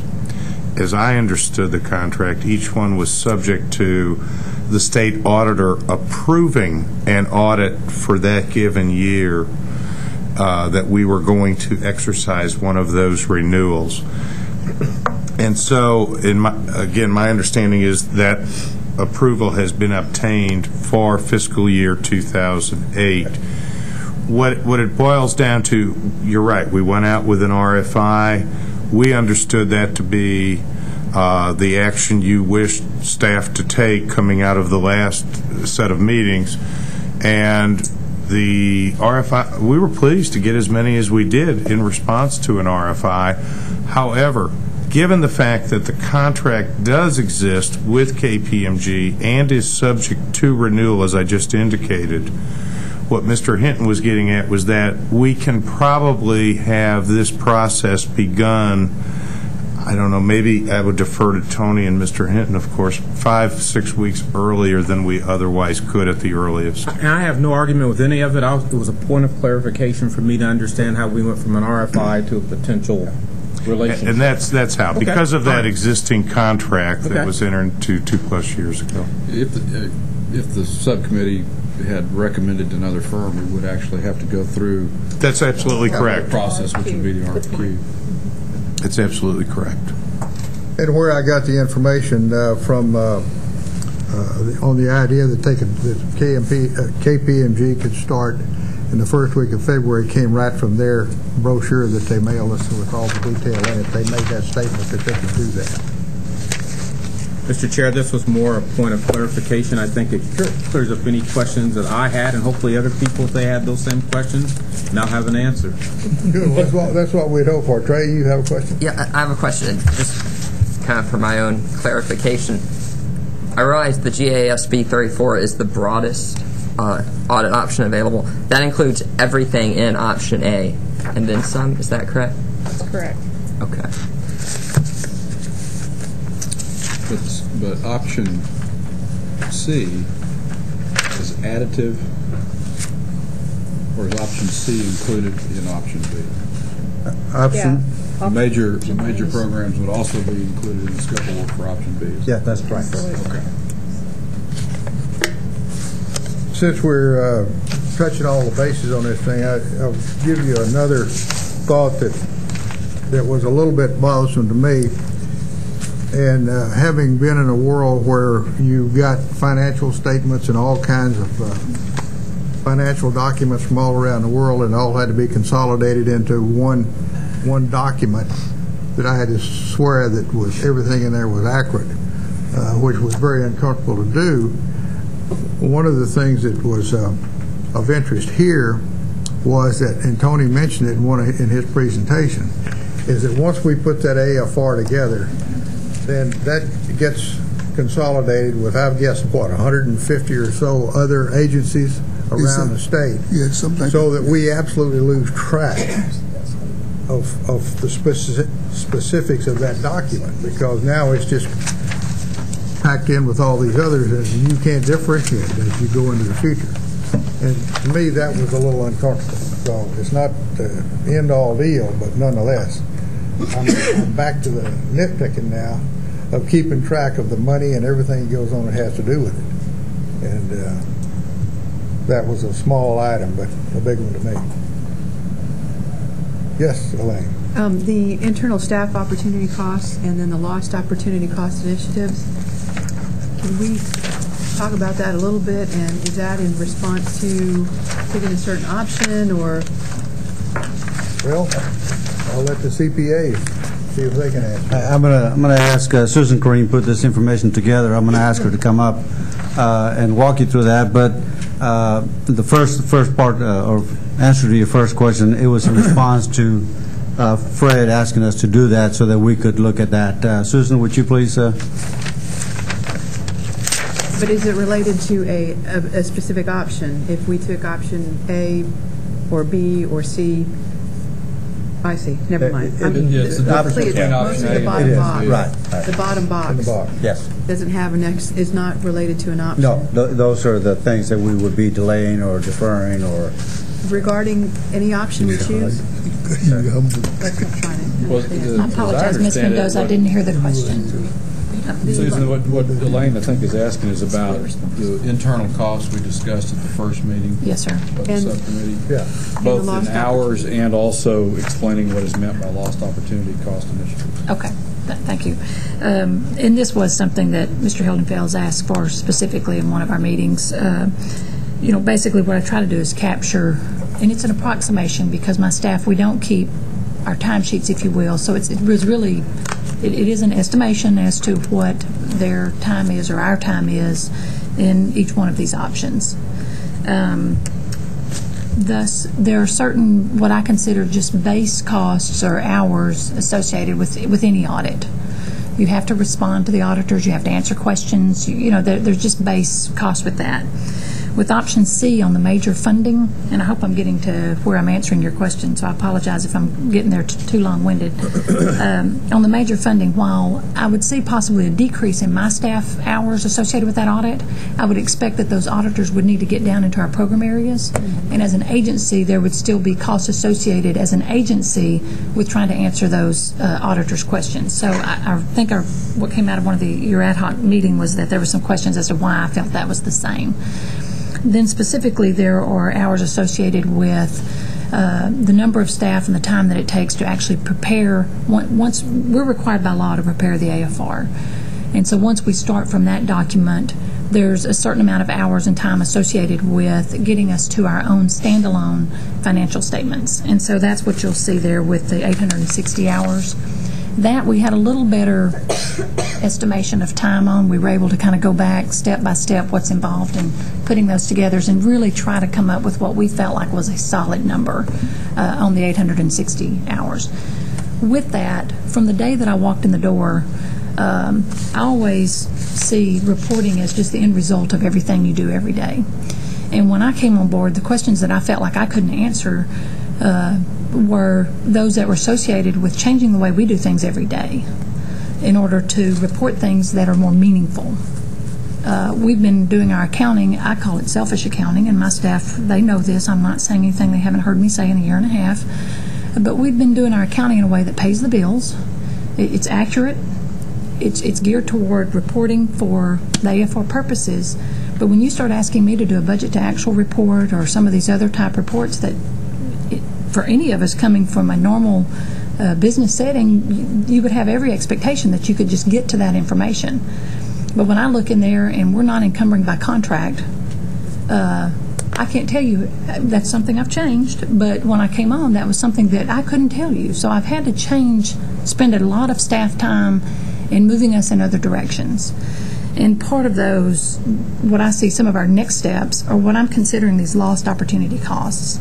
I've been driving staff at a pace, I don't want to say that it's unfair, but I've been driving them very hard. We did the 2 years, the GASBs. I came on board in June to find out that we had not met the expectation of the board and had to get the first set of GASB statements to you all by July of that year. Then turned right around, did the AFR, and then to do the second set of GASBs to you. So I've really done 2 sets for you in about a year and a half that I've been here. So I've been driving very hard, staff, not only to make the changes that I know we need to make on an operations daily basis to get the reporting more meaningful to all of us, but certainly to you all. But these are other opportunities where I see we could gain efficiencies. I could gain capacity in staff. We just rolled out an online travel system. It's web-based. I had every expectation of trying to push our purchasing that way. Currently, just to give you a little for instance, we currently have one system where we do our purchase requisitions in. It feeds to nothing. We have a purchase order system that then staff re-enters information into, and guess what? It feeds to nothing. We have a third system that's called the purchase voucher system that we re-enter information in from invoices that feeds to nothing. So then we re-enter that into our internal accounting system and ultimately to our statewide, the USAS accounting system. So these are some of the objectives that I've been working on to streamline those processes, to minimize the amount of staff time. I've been working hard to give, we call them FTEs, but basically employee resources back to the direct application of the mission of this agency. I don't want to use resources in our central administration and the business function simply because I need 5 people to data entry versus getting us down where the data entry actually starts where it should and moves through the system. It minimizes the data entry, it minimizes the amount of reconciling we have to do. But at any rate, I apologize, I'm kind of getting a little emotional about it, I guess. But at any rate, these are some of those initiatives that I still want to continue moving forward and still have every expectation of trying to do that. But in moving this direction, I feel like I have to reanalyze the staff that I have, the resources that I have, and how much of this I can truly accomplish and continue to do this work that you all would like for us to do. Susan, to clarify then, these initiatives, there's 10 of them on here. Are these impacted by the audit period, or is this the what you estimate to be the qualitative impact of the additional 860 hours required internally to go with option B? I apologize, Fred. Or to rephrase, what percentage of these 10 programs, be it certain specific programs or just a percentage of time on each program, is impacted by the estimated 860 additional internal hours? It's difficult to say. I can only tell you that the same staff that I would have, that I would need to allocate to doing the 860 and some odd of the 3,000 so hours, or the same staff that I would need to allocate. They're some of my best accountants. So this is the staff that I need, you know, to help me do some of these things as well. To put an exact figure on, I haven't yet allocated, I guess, how many hours I think each one of these activities. I can tell you we've already implemented the online system. We're moving forward with the ePay because online travel, not the purchasing, that was the next phase.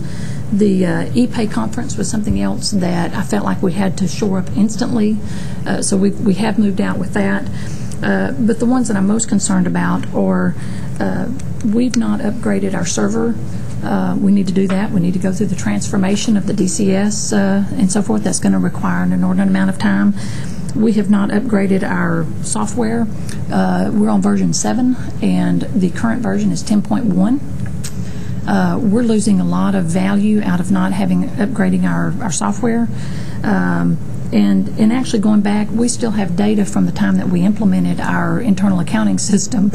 I have, since I came on board, done our record retention on our hard copies. I need to go back in, and we need to look at doing a purge and archiving of our historical data. Those are the ones that could take the most amount of time, but that I feel like are sort of your bones, just your hardcore. You may not necessarily see the immediate value out of them, but those are the things that I find would be most difficult to do, and still trying to make the adjusting entries and everything that we need to do, you know, to move forward with doing the standalone financial statements. I hope I've answered your question. I'm sorry. Go ahead, Elaine. In your comments earlier, you said that you felt like in the year and a half that you've been here, you have done these kind of GASB 34 things twice. Is that real? I mean, did we basically have a GASB 34 audit conducted twice in a year and a half? Yes, ma'am. We sure did. And what is the standard? Brenda, help. What is the branded? Well, what is the standard submission for these types of audits? Well, What state agencies? Yeah. Right. And They're annual. Are we way out of line? Or are we? They're annual. They're annual audits. They are. That's correct. But we were late in the fiscal year 06 audit. It didn't start in earnest until the summer of 2007. But if we're looking at an option that doesn't include a GASB 34, would we be out of compliance if we didn't do one this year? Well, you're not. Well, there isn't really. There's no it's not a compliance issue of being question. compliance. Okay, so we've done in a year and a half. We've done 2 because one was quote unquote late. Although there's no There were requirement just 2 to do for it. separate years, except we were late. That's correct. But I think the question, tell me, Elaine, I'm hearing you say, is there a, and again, so everybody doesn't get all their fur up in a real lather, but is there a fourth option that we discussed probably a meeting ago, and that was that you don't do an external audit? Wasn't that? And that was a discussion we had last agency operations meeting. That's right. And I think. And I think that's what I hear you asking is, are these the 3 options, or is there a fourth option, that being the option that we talked about, you know, that being the last agency operations, that was no external audit. And I think what I was hearing at that time, I don't want to speak for the staff, but I think what I was hearing from there was not so much that the GASB audit wasn't important, but your question was, do we need a GASB audit every year? Yes. Every year, so so that we could skip 1 or 2 years, get some of these things done that you've outlined down here, and then go back. And I'm not trying to speak for the staff or anybody, but I think that's what I hear you saying, because that was in a conversation we had. You channeled me exactly, and I wish I had those words. As well as what is typical among agencies. Yeah, what is typical? Isn't that option A? I don't know. Is that? No, these are all external audits. This would all be external audit. And I just want to say I'm not anti-audit. I'm not anti-KPMG. It's not a matter of having concern of looking at our books. I think I get a certain management gets as much out of that as certainly the board members. For me, it's a matter of sort of turning back to the first page of this and just re-emphasizing that it's not that we're not audited. We are audited. We got a notice last week that the Office of Education will be here March, April. With their centralized function, anytime there's any of these audits going on, they're in my shop. They're looking at these same detailed transactions that we're looking at from a reporting standpoint. But ultimately, we will carry out to the fullest extent whatever your decision is. And Susan, I just asked you to answer Elaine's questions. Are Arturo or Tony, okay, how about Commissioner? Well, the question Elaine raised is I think, pertinent. When I was first briefed on this issue, we did talk about the merits of doing an internal audit, and my understanding was that it's not uncommon that state agencies do not do external audits every year. There was some discussion about the need to do a GASB audit once again, and there was discussion about the workload of the would be placed on the staff, and we had a conversation about the fact that we had actually staffed up the internal auditing office precisely to undertake this kind of activity on occasion. So it's came off the table somewhere. So I guess what is our best? We around this table are absolutely responsible ultimately for and accountable. That's right. So absolutely, I'm with you on that. That's right. Don't look at an orange either, nor do I want to be an orange for other reasons. But, Brenda, if we had a GASB 34 audit in a recent time, what can we look to between then and now to feel things are not out of line, or and is it just you just have to do it every year? I mean, what is that? Because we keep saying GASB audit, but it's my understanding that it's there's really not a difference in terms of the opportunity loss versus option A and B. It's to do option A or B, or to do no audit. Is that correct? Okay.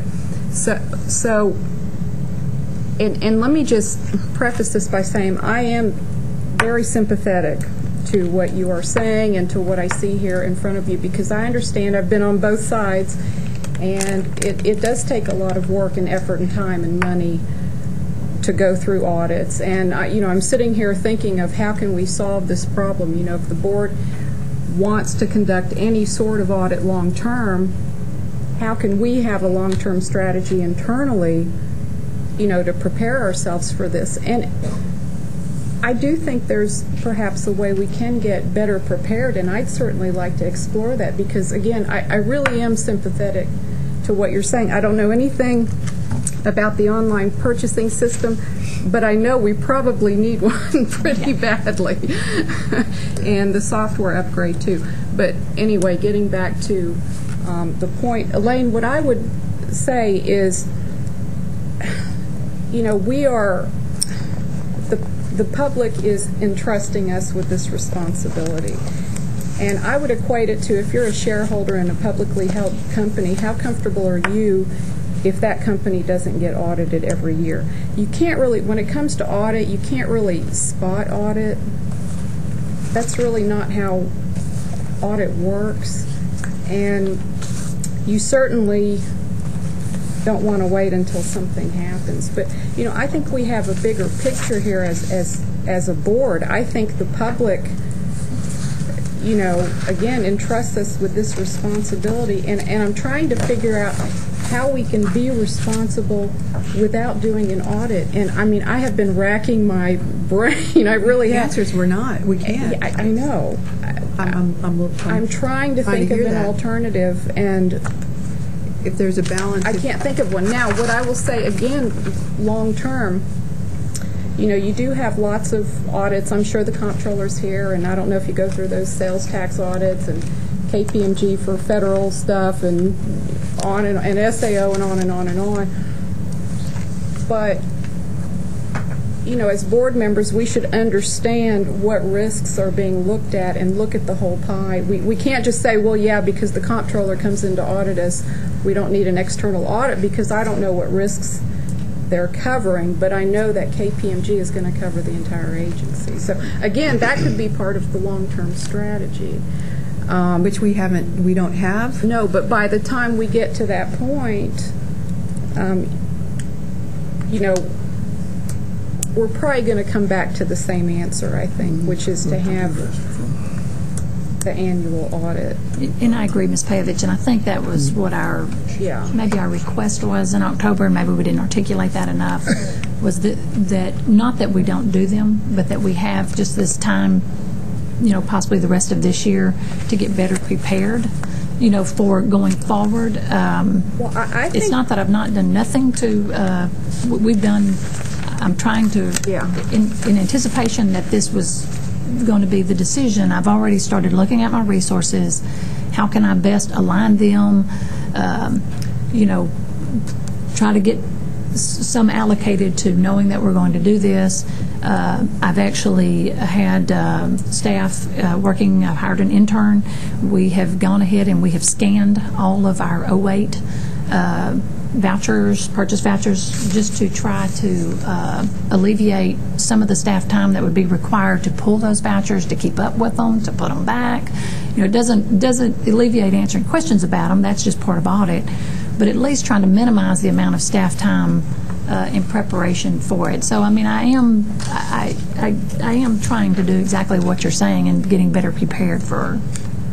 You know, and the other thing I would say, and I don't know if this is going to be popular or unpopular, but if it helps to look at the time frame in which the audit is conducted, not only the start date, but does it help to maybe spread KPMG's hours out over a few more weeks? I don't know. I'm trying to think of, you know, but if that would help. And some of that is driven by perhaps it's something their that we should talk about.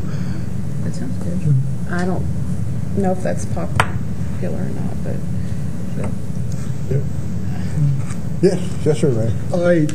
I just wanted to say, in response to some of the comments that Susan was making, we anticipated that based on the recent discussions that you would direct us to conduct an external audit, and I can tell you that we will cooperate fully. We will execute the will of the board fully. Susan is being a little apologetic, but she's moved very aggressively to comply with the board's wishes, and everybody's done that. So, whatever you want us to do, we recognize that you've got fiduciary responsibility for the budget and the financial transactions of this agency. So we will work as well as we can to comply with your wishes. So, and obviously, we collectively, and I in particular, trust your expertise in this area. So, I'm very comfortable with doing whatever the board directs, and we will execute as well as we can. Well, gee, thanks. But I never thought otherwise. And I guess what I'd like for you to hear from me is that I'm concerned and sympathetic too, and I really want to try to come up with the best long-term solution. I don't know how many variables we're going to have, but I say let's look at them. Let's look at them and let's figure out how to make this. A long-term solution as well as a policy or a strategy to move forward. so that everybody can be prepared, staff and future board members, as to what this agency should go through and so on. And my questions were not to imply that the staff wasn't going to be cooperative. I'm really just trying to grasp this and be responsible. No, not at all. That was not the implication of my comment. I just wanted to, since the issue initially came up of doing an internal audit, I didn't want there to be external? an internal audit. Oh, okay. That the staff had considered doing an internal audit only. Okay. I didn't want any board member to think that because the evolution of the course of action we would take has led us to something very different, that there would be any resistance on the part of the staff to comply with the board's wishes. That's what I meant. And also, Ms. Pavich, just from a risk standpoint, when I identified what I considered major funding programs, I did go back to Mr. Tegby's, risk assessment to identify from there what the major high risk, if you will, funding programs, and that's kind of where that list came from, as well as to identify which ones of those are either currently under audit or have been audited or are on the audit plan for 09, to try to maybe help you see that of those areas that are deemed high risk, what coverage are we currently getting in a do-nothing status, if you will.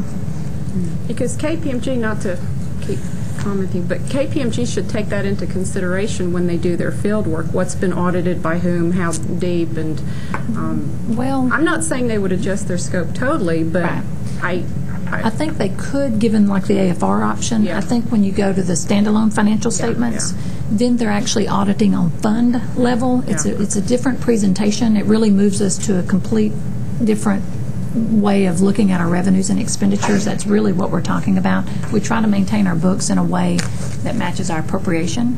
LBB, everybody, they're concerned at the state level with matching our revenues and expenditures to our appropriation. How well are we spending against our budget? And so going to the standalone, it's a matter of full accrual, just a gap, just like you've identified earlier, and presenting those in a certain way that KPMG can actually express an opinion, not just on the statements, but on each fund. So, Mr. Chairman. Yes, Glenn. I think that I want you to know that everyone in your area to know that the board is aware of the convolutions we put you through the last since you came and before you came, and it's been a huge reorganization, and it's been intense. I think we're just still playing catch up. I mean, we've only had 2 external audits, and we're just still playing catch up. I believe we need to do all the things on your list, but it may take longer than you want it to, because we're suffering from the sins of as long as you recognize that, I'm okay. But well, that's exactly why I asked the question. I may not be as patient as you are, but as we make our choice and assess those risks. I think, in answer to something you said, Elaine, I think we, as a board, should have an external audit every year, as I've said before. And if we know that going long term, you all can suggest to us the ways to do that and timetables to do that. But if we know that we're going to do it, it won't be seen as a conflict. It'll just be part of the way we do things. That's the strategy I was alluding to. That's what I thought. Yes, sir. I just want to thank you for allowing everybody to kind of put all their opinions out on the table, because I think it's good that we got all the feedback from everybody. And I know, I hope we get to a recommendation here in a minute, and we'll move to the bond issue because our legal counsel. Yes, please do that very quickly. But the clock is running. But before we do, I just want to say I would hope, Mr. Chairman, that what this points out to me is that the importance for us to have a really long-term strategy on the auditing side. Even if we're going to have one every year, Lynn, if that's what the board so deems, how do we balance all that off against this? And so, as I talked to you earlier, Joe, on Sunday, I'd love to see us somehow formalize that work to get somebody, whether it's Brenda or whoever, really honed in on that and leverage some of these skill sets that we've got on the board. So, because I think there's a lot more than just saying we want an external audit. I think it's how do we balance all these other issues and get some of these things done also. So I'd encourage us to do that. I think it's a great idea, Whit. Yeah. That way we'll have a policy instead of a discussion. Well, this discussion's been going on now for about 6 months, it seems like. Yes, sir, Trey, you got a question.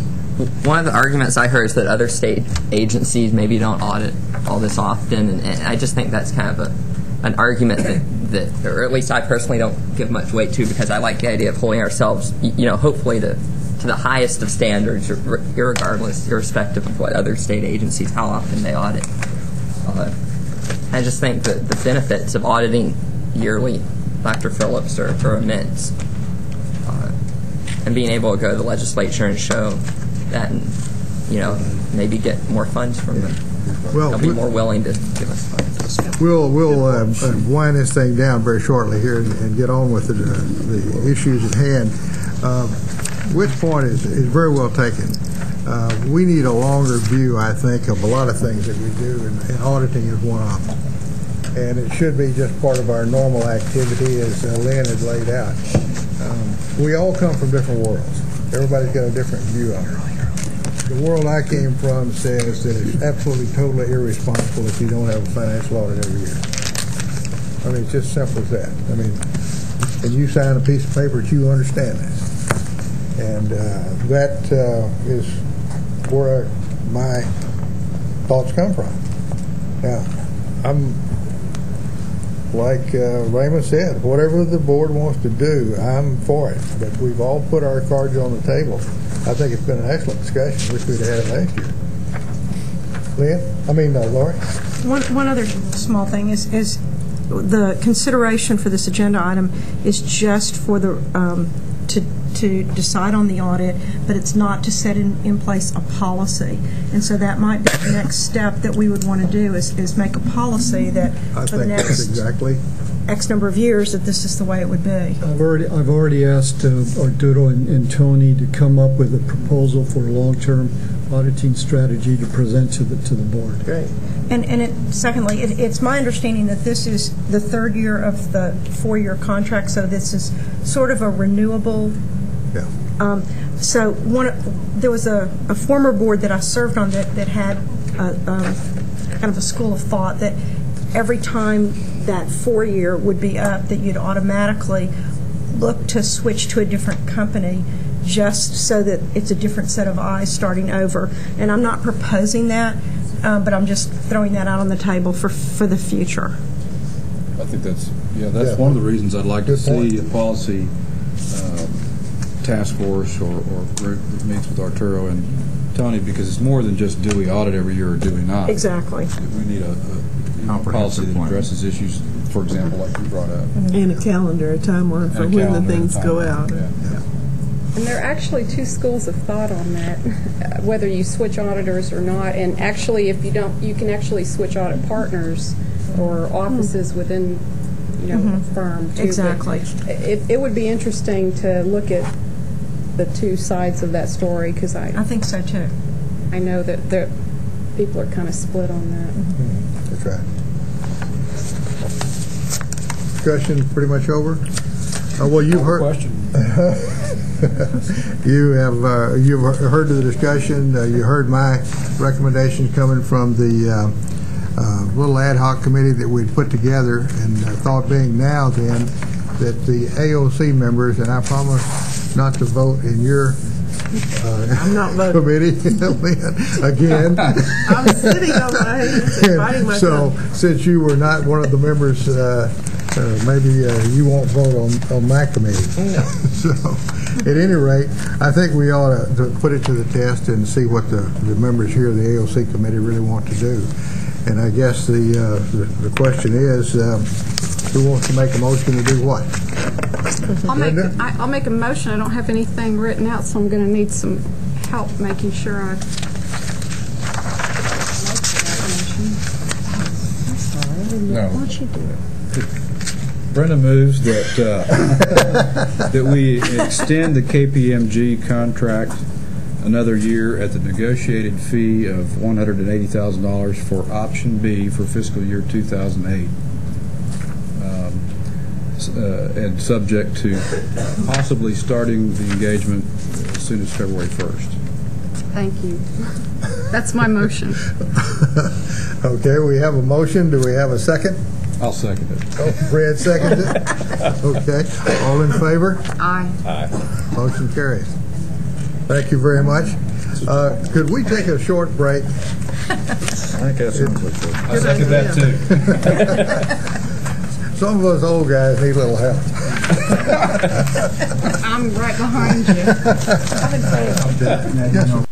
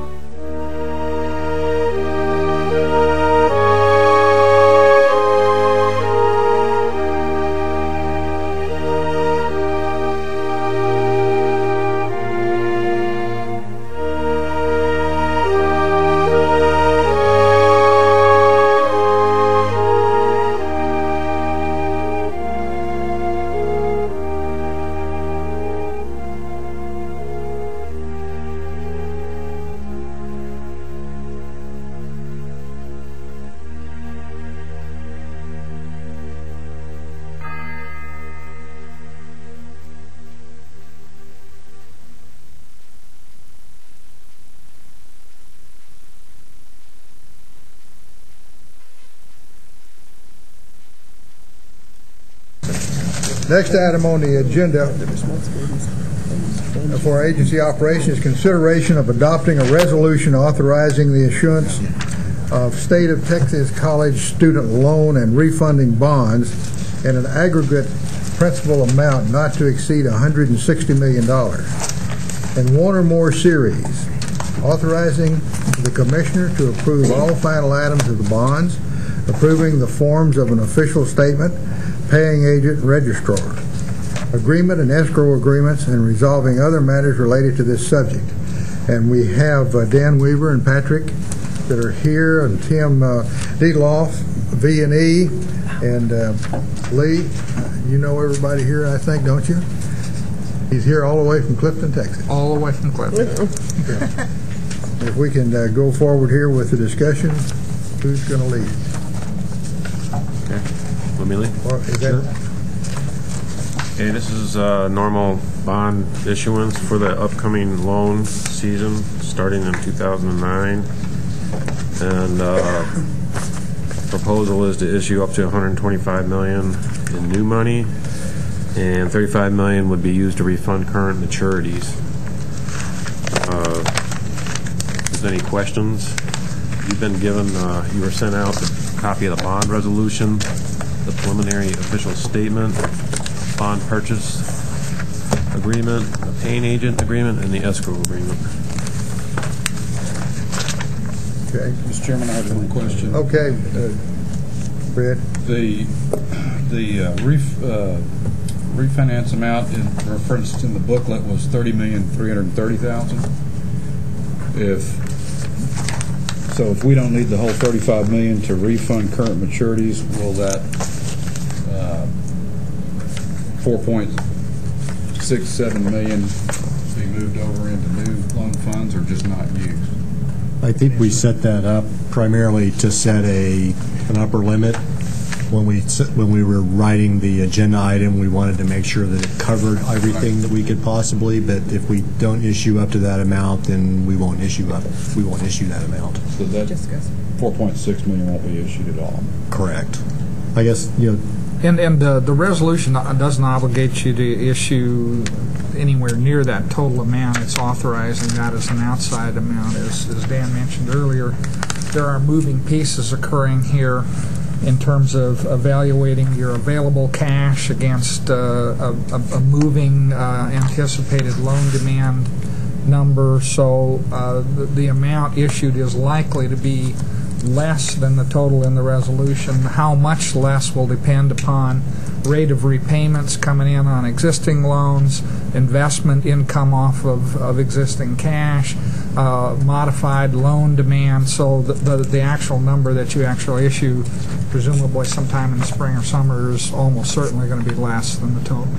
The refunding portion, as you correctly point out, the par amount outstanding that's subject to refunding is $30,330,000, and you can't do more than that for the refunding portion. And if I could, I did want to point out there's how this compares to the financing that took place last year. This bond resolution is substantially similar to the resolution that was approved by the board in 2008, with one exception. For the past 3 years, the board has sold its bonds on a competitive bid basis. Due to current market conditions, and I'll ask Lee or others to describe the basis for this, a collective decision was made to sell the bonds out of this resolution on a negotiated basis, which will require selecting an underwriter. And last time the board did a negotiated sale was in 2004. I think the only other time the board has done it was in 2003. And so one issue we need to discuss that's coming up on another agenda item is the approval of a underwriter pool, a group of underwriters. This resolution delegates authority to the commissioner to select one or more underwriters to serve as underwriters for the bonds. That is a key difference from last year. And I don't know, Lee, if you want to comment on the basis for why we're going negotiated this year rather than competitive. Yeah, I think we should probably give you a little bit of background there, because that is a significant departure. The only two times you've done negotiated previously was 03 and 04, and that's because those were variable rate deals and involved significant structuring. Here, we're anticipating fixed rate debt, but not a competitive bid, but a negotiated underwriting. And the reason for that is market driven. I'm sure everyone here is well aware that the capital markets have gone through changes across the last 18 months that are unprecedented in our lifetimes. We've seen things we couldn't have imagined we would see, and those have transformed how underwritings are being approached in the current market. Couple things. One, the institutional buyer for this type of product has largely disappeared. The hedge funds have unwound. The tender option bonds that were big institutional buyers of this product are gone, and the market has shifted as a result to the retail buyer, the individual buyer.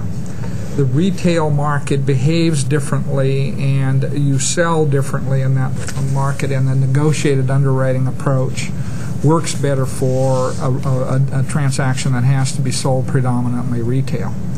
The second factor that has occurred is that broker-dealers, underwriters have disappeared through bankruptcy, evaporation, merger.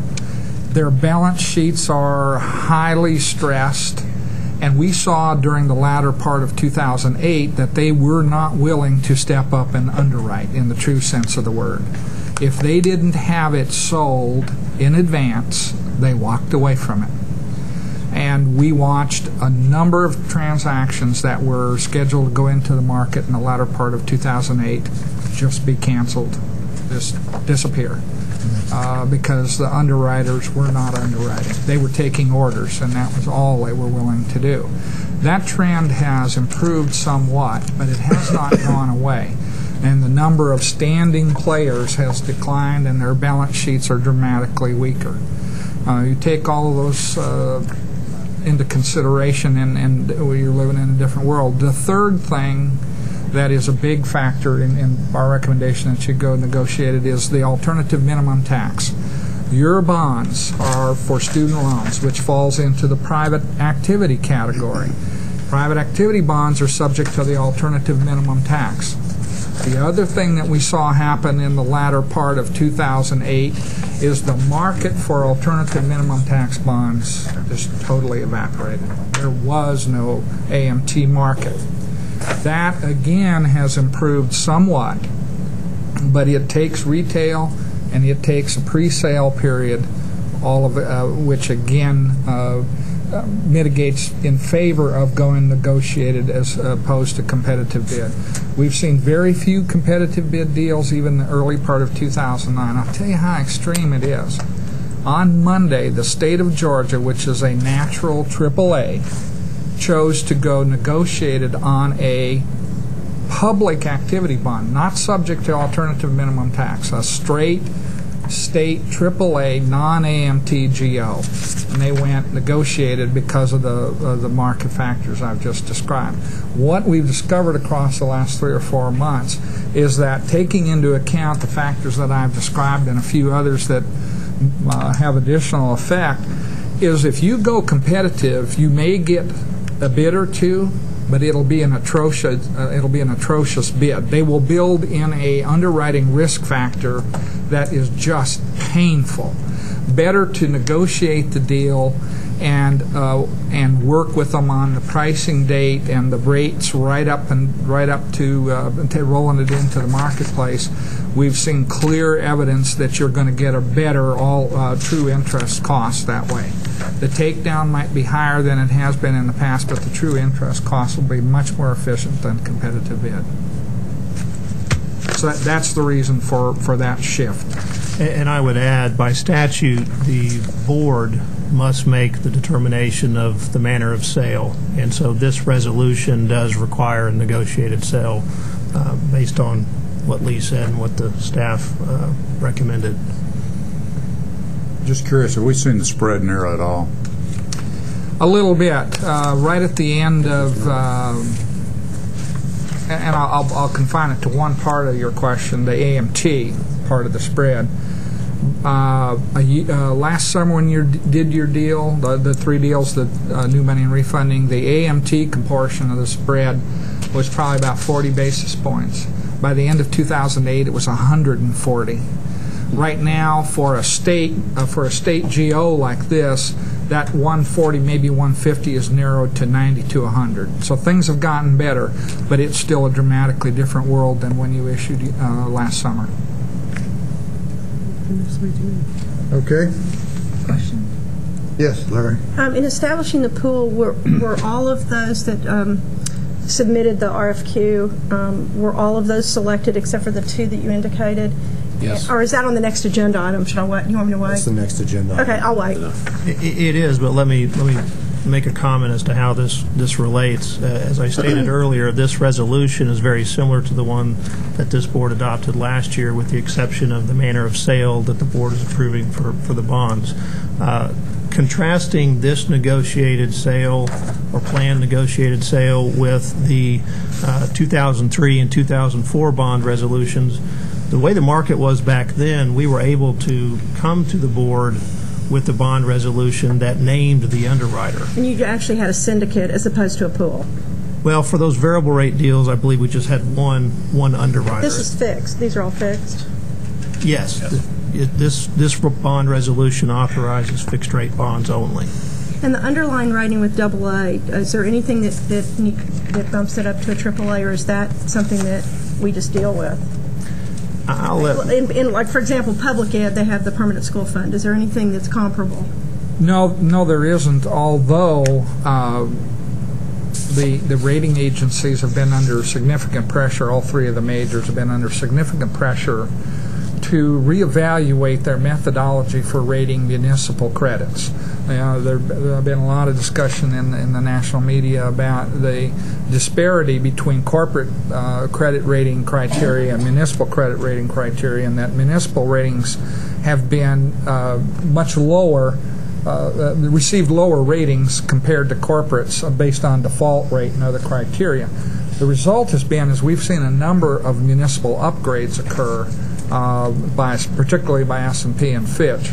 And there's some possibility that the state of Texas could see that phenomena, but there's nothing about the structure of the deal itself that's going to get a better rating than the state's GO rating. Well, and again, with K-12, like Tyler ISD did one with AA and just bit the bullet because of the limits on PSF.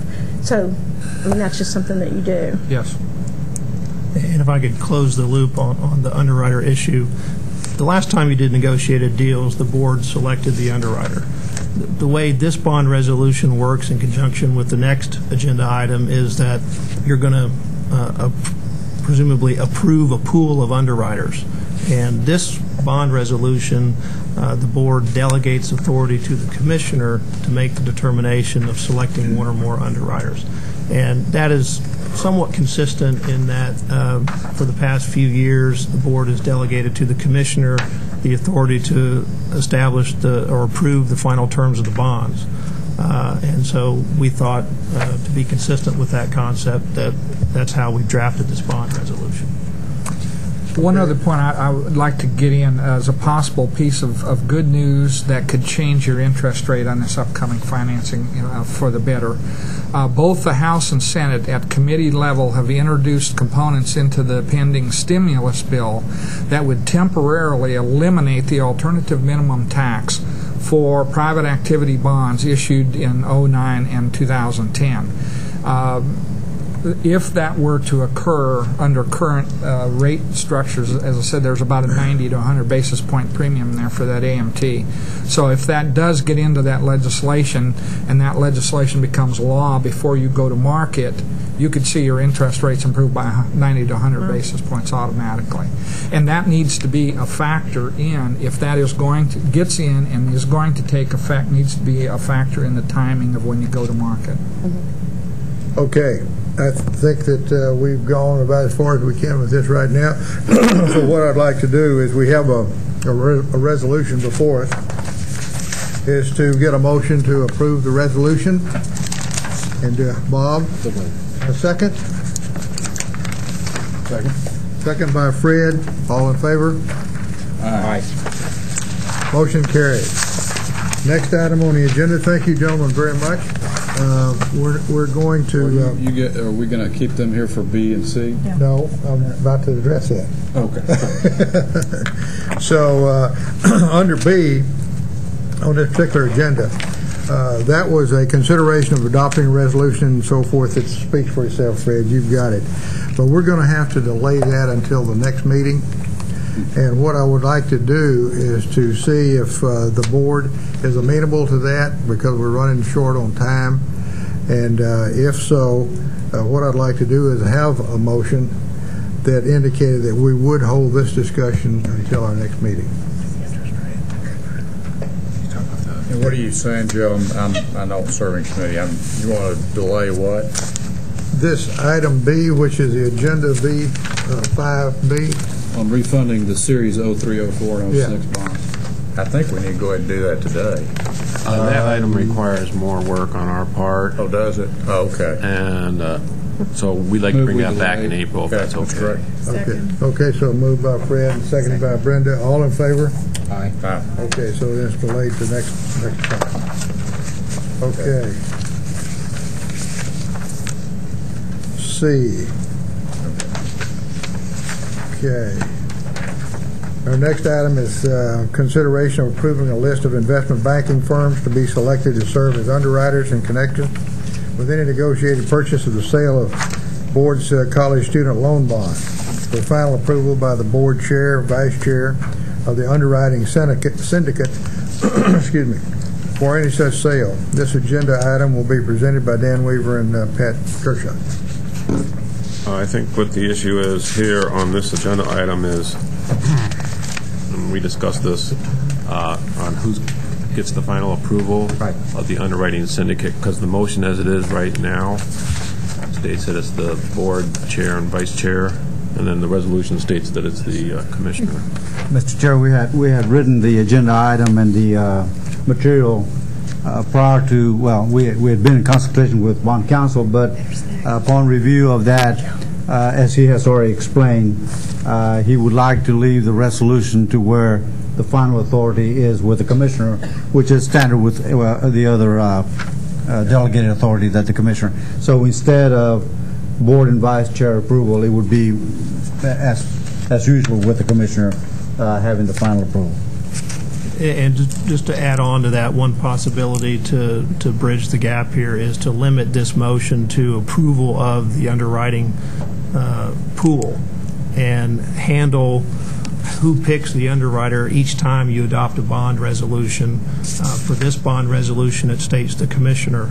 And if you want to change your mind for the next bond issue using the same pool, that's one way to fix it. Or we could, you could, I presume, change the motion to say underwriters being selected by the commissioner to match it up with the bond resolution. So I'm confused. Are you asking this committee to approve the pool, and then provide the approval of the commissioner to select the underwriter once you get in there and start getting the negotiated bid? So what you're asking us to do today is to approve the pool of underwriters presented in this attachment, and then give the authority of the commissioner to make the final selection once the negotiations for the bid start, like we have historically. Correct. Is that correct? Yes. If that is correct, can you make that into a motion? Yeah, and I got tangled up in underwear here as I was reading through all this stuff. I guess the only question I have is this the pool you're recommending back there on the back? I don't know what it is. Yeah. Yes, all of those, we worked with staff to prepare an RFP, and we went out. All of those were the respondents, and we assisted staff in reviewing their responses. some of them have new owners. Right. Yeah. Right. Well, and that speaks to the reason for a pool as opposed to selecting your actual underwriter at this stage. I don't know who out of this will still be standing. Well, but yeah, that's what I was getting at right now. I mean, I'm not sure this is the right list. Actually, if you're talking about the B of A Merrill dichotomy, they are going to, at least as of now, they are going to operate independently in the underwriting arena. So it is legitimate to have them on there from a legal perspective. Now, obviously, B of A owns Merrill as of a little while ago, and the world's view of how bulletproof they are has changed dramatically with the announcement of Merrill Lynch's fourth quarter results pumping $25 billion more federal capital into B of A. And this is going to change again between now and the time you actually make that final selection, I'll assure you. Well, and Wachovia as well. Yeah, shouldn't it be Wells Fargo? Wachovia is owned by Wells Fargo. Right. Well, can I ask a question? Yes. My question earlier is, are all of those that submitted an RFP, with the exception of 2 that you said responded without requested information, were all of those that responded to the RFP selected for the pool? Yes. Okay. All right. So it's my understanding that we're going to ask for the commissioner and board chair and vice chair to actually select the syndicate from this list, who would be the senior manager and the co-managers. Just the commissioner. Oh, just the commissioner. And that's a choice. I see. With final approval by the board chair and vice chair. Yes. And that's a choice for the board to make. Who do you want? Who it is. But someone would be designated to make a final selection of your actual syndicate. Well, at least your manager and co-manager. They may wish to bring in additional syndicate members, but the way the RFP was written, you even have some say over that. Okay. Lee, my question, and I'm not even a member of this committee, but Laura, you're probably the most qualified to answer it. Well, you and Lee, okay. But Lee is our financial advisor, just for those of us who are not engaged in the underwriting of municipal bonds every day. Just from the standpoint of what's going on in the financial markets and capital structures and capital adequacies and all those other issues, from a board standpoint, as our financial advisor, is there any risk in these names? I mean, there's a lot of headline risk, we know, but I mean, from our standpoint of approving this list of those names that you've recommended, I guess. I don't think so, because you've reserved, and in the RFP, you told them all that this was for purposes of being approved to be in a pool, and that imposed upon you no obligation to select any of them for the manager and co-managing role. So some of these people, some of these firms have already been somewhat tainted just since they submitted their RFP. Right. You've reserved the right to make your final selection on the basis of who you believe is still okay. Standing. Thank you. And I would assume that that's with your recommendation when they make that decision. So, absolutely, we would share with whoever you designate what we see at the time. Sure. Anybody have any idea what the resolution is now? I can't make a motion. He's only an ex officio member. I understand, but I'm not sure what the motion is that I should be looking for here. So, you talk slow, and maybe Fred knows. Well, I still question whether this list is still appropriate. I mean, is Wachovia going to be operating as a separate entity within Wells Fargo, or should we modify the list to say Wells Fargo? They are currently still operating as an independent name. Whether that'll still be the case by the time you get there or not. One way I guess you could handle it would be to change that to Wells Fargo / Wachovia. All right, I'll buy that. And then to clarify, these two at the bottom who are firms responding without requested information, Piper Jaffray and Stifel Nicholas, they are not part of this pool, are they? That is correct. Okay. So we're I guess talking about a list that encompasses the senior managers and the co-managers in the middle of that page, is there anyone on the list of co-managers whose ownership and/or fiscal standing has changed since these submittals?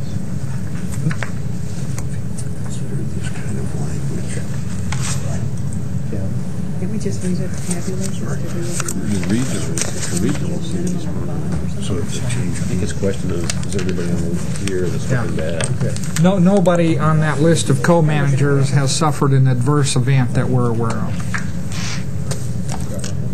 publicly or any scuttlebutt in the marketplace. Well, in that case, I still question whether it's to our advantage to have Merrill and Bank of America, but since it's just a pool and we can choose to deal with one, the other, or none, I guess that mitigates. There's enough on here that we're not going to. They propose separately. There have been public announcements that they're going to operate under those independent names. So I think it leaves you free to pick one, both, or neither. The RFP was due on 12/22, I believe, and that deal closed on 12/31. So they submitted separate proposals. Well, but that was then. This is now. But I think I understand the situation. Mr. Heldenfels, I guess I'm a little bit uncomfortable with changing Wachovia / Wells Fargo because the proposal we got was from Wachovia, and I think there's, with name changes, and I think there's probably language within their proposal that would cover any subsequent. Well, our wise and sage general counsel has given me alternative motion language that may cover us. Well, then let me try this on for some. I'll defer to wise general counsel. Where our sage went. Mr. Chairman. Yes, sir. I move that this committee approve the presented list of investment banking firms or their successors in interest to serve as underwriters in connection with any negotiated purchase and sale of the board's college student loan bonds with final approval by the commissioner of the underwriting syndicate for any such sale. Okay. I've got that. I've got a question here. And I know we're short on time, but my question is very simple and straightforward. As I look over this list, tell me what exposures we have, if any, if we do select this pool or somebody from this pool. It looks to me like, as I look down the list of the institutions, that they're all about to go belly up except maybe one of them. Now, if that's the case, what is our risk? What are we doing here by just saying, okay, we'll approve this pool? I think as a practical matter, you're saying at the moment that when you select underwriters, it will be, you anticipate that it will be from this pool. If there's nobody left standing in that group at the time you choose an underwriter, you would have to reopen the process, I presume. Well, we may be negotiating with the federal government. There you go. Well, that's more likely, I think. Because, I mean, Is it? okay, as long as we're not making some big venture here in the Never Never Land by dealing with these people or identifying them, I guess we'll go forward with the resolution as drafted by your trusted attorney. But there's no second. There's no second. No, there's okay. Second. And I have a statement. Just in the interest of transparency, I'm an investment banker with DEPFA First Albany Securities, and we did not submit. And I'm not voting on this committee because I'm not on this committee, but just in the interest of transparency, we didn't submit. Okay, very good. Okay, so we had a motion. Second. I had a second by Brenda. All in favor? Aye. Good, motion carried. Good, that's interesting exercise. Thank you, Jack. We'll see him again tomorrow. And we're going to see y'all again tomorrow, right? Well, I guess the question for do you think that Lee was going to be available tomorrow if the board feels like it would be beneficial and worthwhile and needed for him to be here tomorrow? And if not, he's going to head back home tonight. It's your call. I'll be happy to be here tomorrow. Well, I think we have, is there any board member missing from this discussion? I don't think so. Unless the headlines dictate otherwise, I personally don't think it would. You gonna axe me too? No, you have. Tim, you go first. I mean, we can't afford you. Right. The clock's been running for a long time. Yeah. Okay. Let's see, I guess we got back and figure out where we are. D, okay, that's right, we got this one. Okay, next item on the agenda. Okay, oh, here we go, Susan. The agenda item is 5D, in consideration of adopting staff recommendations relating to the Tech Prep funding formula for program year 09 and 10. And here to present for us is Susan. And Susan, the floor is yours. Thank you, Mr. Hinton. Good afternoon, committee members, Dr. Alonso. Annually, the coordinating board is required by state law and board rules to hold a public hearing on the Tech Prep funding formula for the coming program academic year. The hearing was held several weeks ago, and there were no comments. The proposed funding formula includes the 5% which is used for state administration of Tech Prep activities, and the remaining 95% that is distributed to the consortia using a 65-35 formula.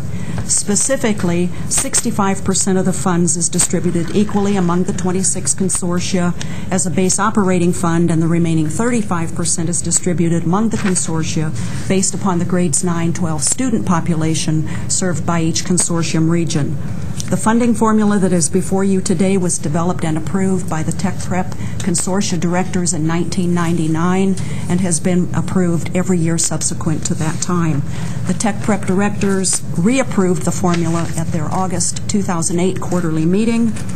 The state receives about $8.3 million annually in federal funds for Tech Prep activities. This is a routine item. Coordinating board staff recommends approval. Okay. So moved. Second. Moved by, okay. All in favor? Aye. Motion carries. Next item on the agenda, I believe, Susan, you're still involved in the next item, right? Yes, I am. Thank you. Yes, I am. Thank you, Mr. Hinton. Federal Perkins grants for career and technical education are allocated annually and are to be expended during the program year. All funds not spent by grant recipients during that year are deobligated and made available for reallocation during the subsequent year. The purpose of the recommendation is to authorize the Commissioner to reallocate the deobligated funds from program year 2007-8 so they can be used in program year 2008-9. Approximately $7.5 million will be available for reallocation. This, too, is a routine item. Coordinating board staff recommends approval. So moved. Okay. Second. Moved by Fred, seconded by Bob. All in favor? Aye. Motion carries. Next item is 5F. In consideration of adopting staff recommendation relating to the engineering recruitment program, summer engineering experience. This will be presented by Stacy Silverman. Stacy? Good afternoon. Thank you, Chairman Hinton, board members, Dr. Alonso. The engineering recruitment program, summer engineering program, supports the institutions that offer one-week summer programs to middle and high school students on the campuses of general academic institutions that offer engineering degree programs. We are requesting your approval today to issue a request for an application and authorize the Commissioner to award grant funds to the eligible institutions. There are 21 eligible institutions, and if all apply, they would receive $8,000 each. So sorry. That's the 22nd institution call. They want enough, they can have their funds. 21 or 25? The report says 25. I apologize. There are 25 Okay. eligible institutions. Just want you to know we're looking at this one. Good. I'm glad. I'm glad. Are there additional questions, background information you'd like? Any questions from anybody? I got questions from somebody. You know, I turned my phone on to vibrate, too. Okay. All right. Motion by Bob. Second. Second. By Whit? No. I actually realized I'm actually realized I'm on the committee.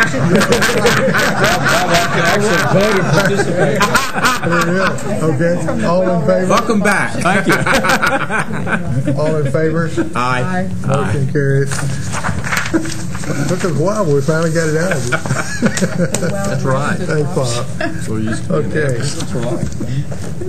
Next item on the agenda is Agenda G. Our next agenda item is a consideration of adopting staff recommendation relating to an amendment to the Texas State University System Interagency Contract to include additional services relative to the College Readiness Facility Collaborative.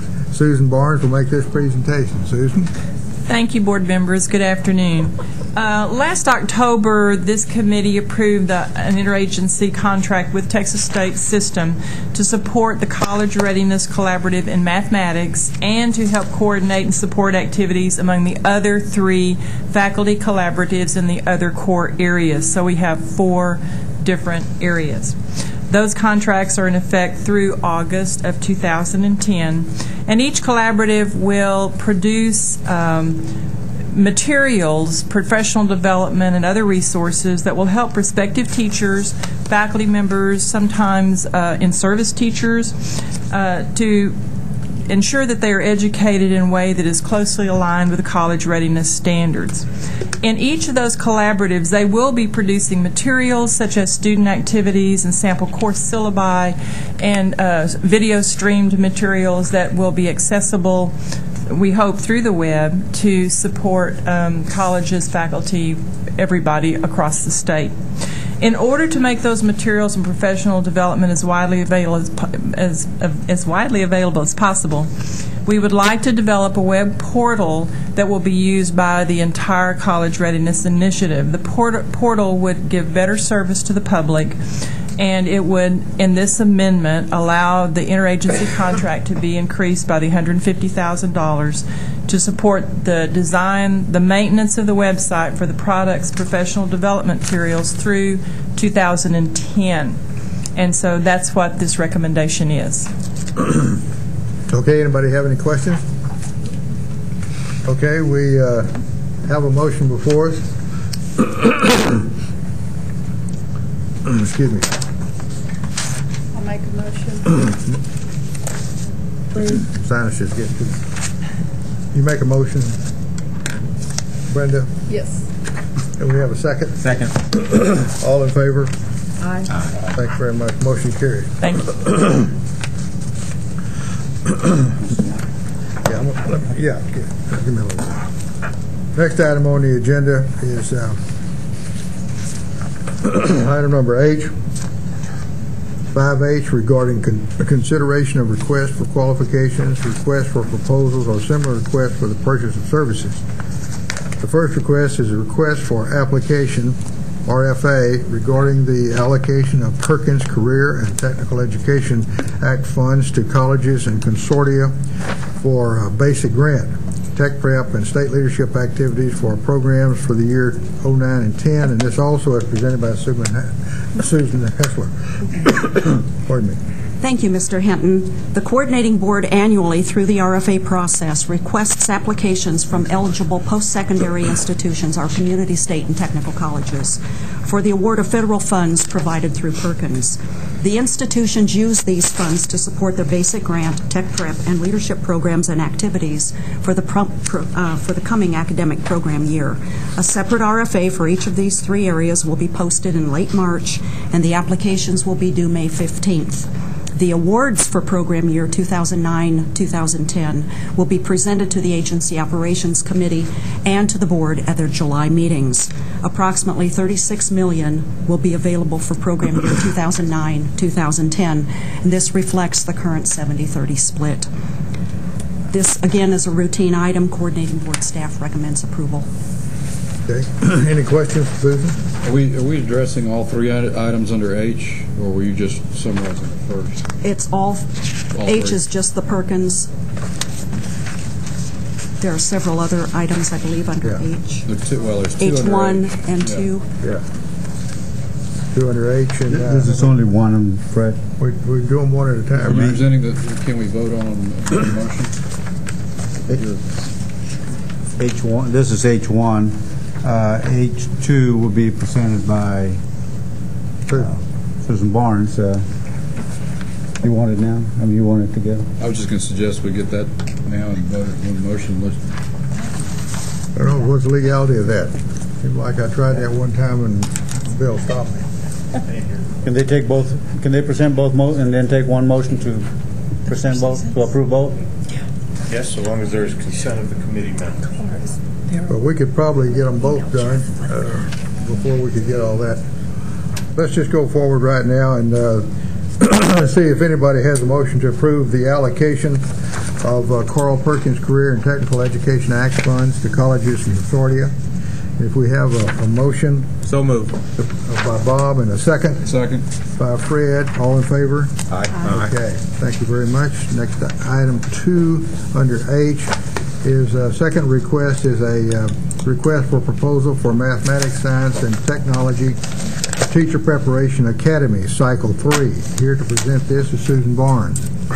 Yes, sir. You have already approved and you have already awarded a number of grants for the Math Science Teacher Academies. We have funding still available out of the source from 2237, and we're asking permission from you to issue again essentially the same RFP with minor changes for scheduling, etc., and have a third competition to award these academies. That's our recommendation. Okay, thank you very much. Any questions, Susan? If not, do I have a motion to approve the RFP for Mathematics, Science, and Technology Teacher Preparation Academy, Cycle 3? So moved. Moved by Bob. Second. Second by Bob, too. All in favor? Aye. Motion carried. Bob also. Bob Shepherd and Bob Wingo. Okay. Next item on the agenda is item I, consideration of contracts in excess of $100,000 and less than $750,000. An amendment to the University of Texas Printing Service interagency contract. So we will now go to agenda 5. Pardon me? Yeah. Okay. 5.1 regarding consideration of contracts in excess of $100,000 and less than $750,000.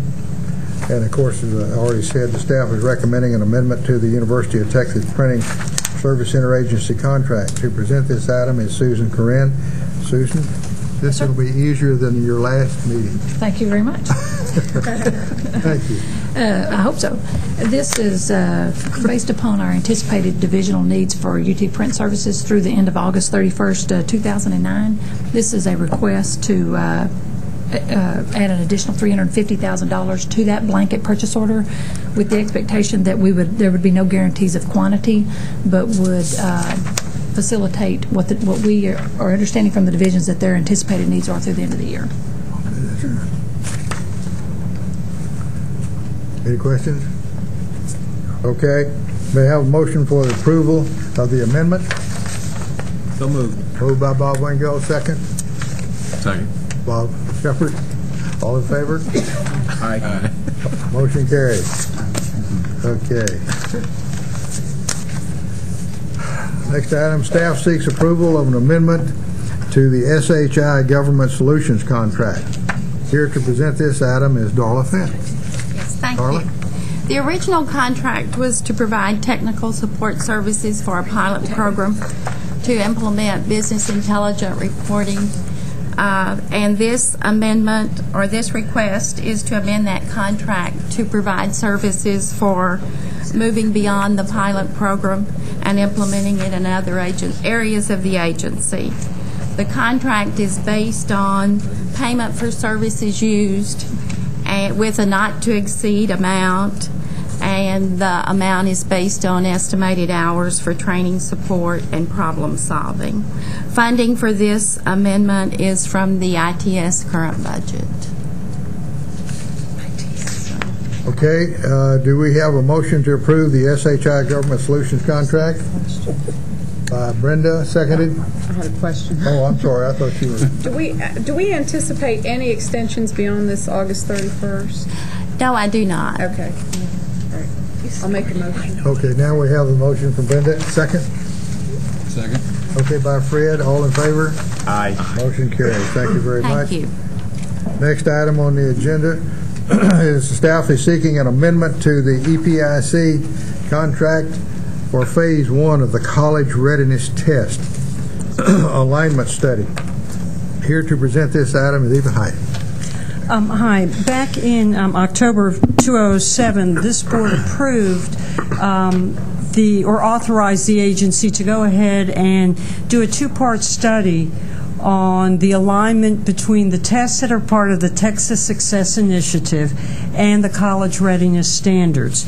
At the time, this was, well, in fact, currently, this is an innovative study. We're the only state in the country that is undertaking such an analysis. And at the time, we were not certain as to how much it would cost, and we told the board it would be approximately $500,000. When the bid came in, it was for $141,000. When the contractor, and it was approved, when the contractor went forward and talked to the testing companies, there was some reluctance about participating in the study. This is an incredibly important study for the test developers. And it took some time for them to, there were two issues. First, it took some time for them to get the items from the testing companies. And because the testing companies are now doing a lot of their assessments online, it required more items being analyzed than was originally anticipated on a paper and pencil test.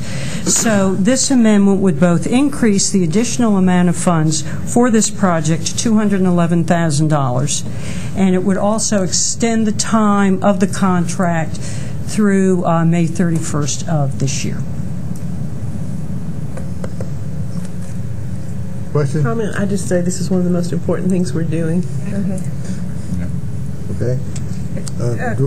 Comment also, or question, I guess, is the outcome of this hopefully that all of the community colleges and others that are looking to get some sort of semblance of idea of how these kids are prepared, that maybe this could be dropped down into the high school so that we could maybe eventually use this instead of like tax or whatever other kind of assessment, and that eventually the state would have one point of reference for college readiness? That's a long question. There will, as you know, the legislature has approved end-of-course tests. Right. And those end-of-course tests that will be given to high school students in grades 9 through 11 will be used, will have a college readiness component, so there will always be those assessments unless there's a legislative change. But this would be for those students who either did not take that test, did not do well on the test. I shouldn't say this test. The study would address those students who were not taking the end-of-course or were older students who needed to take some kind of an assessment. What the outcome will be is really going to be determined in Phase 2. Phase 1 is really going to analyze how well our current tests measure the college readiness standards. And then, based on that, I think it would be up to the board as to where we go for Phase 2 in terms of developing a test or using another test that's out there. But eventually, maybe even in Phase 2, that there would be some consistency. Because I think from college to college and school to school, there are different tests that are used, the Accuplacer and ACT or whatever, and this way there would be like maybe eventually one test that would be aligned most definitely and succinctly with expectations. I think there's a potential for that, certainly. That would be amazing. That is critical. But to clarify, then, the $211,000 is going to fund Phase 1, complete Phase 1, and they'll assess the 6 tests that are referred to in this document. Yes. Okay. Any other discussion? If not, may I have a motion for approval of the amendment to the EPIC contract as presented by Eva? So moved. Second. Moved. Okay, seconded by Fred, moved by Bob. All in favor? Aye. Next item on the agenda is a request for staff requesting approval of amendment to 2008-2009 Teacher Quality Grants Project. This item will be presented by Elizabeth Powers. Elizabeth, Good afternoon. the floor is yours. Good afternoon. These upward amendments are requested so that projects have adequate funds to meet their current projects and goals. These are not for new sections of their projects, it's for the existing parts. Federal regulations allow for upward amendments because there are sometimes costs that couldn't be foreseen when the proposals were written, and that means that the original budget estimates were not adequate to meet project needs. All of these upward amendments have been reviewed by teacher quality staff. We check to make sure that the funds they've used so far have been consistent with what they, with their approved budget, that they've been effective to date in meeting their goals, and we also look to see whether or not the institution, the ISD, are contributing to help with some of these additional funds. Generally, there's 2 or 3 reasons that they have these. This year, it was primarily in the rural areas where they had additional travel and material cost, but they also usually in the rural areas have a greater number of teachers that they may need to serve. They have greater needs. Sometimes they're the only resource, and so in addition to the travel and the materials, then they have these exceptional needs. And you'll notice 2 of them are a little larger, and that's why there really isn't anybody else to serve the particular districts they're serving. So for instance, in one of those, they not only added teachers, they added additional, they almost doubled the number of sessions they were offering because the teachers were so low in content. Any questions, comments? If not, may I have a motion to approve the amendment to the 08-09 Teacher Quality Grants Project? So moved. Moved by Bob. And second? Second. By Fred. All in favor? Aye. Aye. Motion carries. Thank you. Thank you very much, Elizabeth. The last item on the agenda is a list of contracts approved by the Commissioner from September 12, 08 through December 30 of 08. Now, no action is required on this item. Arturo will present the list to you. The list is the standard one that we send out every quarter. This went out with your board materials 2 weeks ago. Actually, it's a list of contracts approved by the Commissioner and approved by the board. We just find it easier to list them all and designate those that have come to the board. I think I told you last time that I streamlined the presentation a little bit. Hopefully, it has been easier for you to read. I have not received any comments to the contrary, so I assume that it's an okay list with you, the presentation. So at this time or at any other time, I'll be glad to answer any specific questions. Okay, thank you very much, Arturo.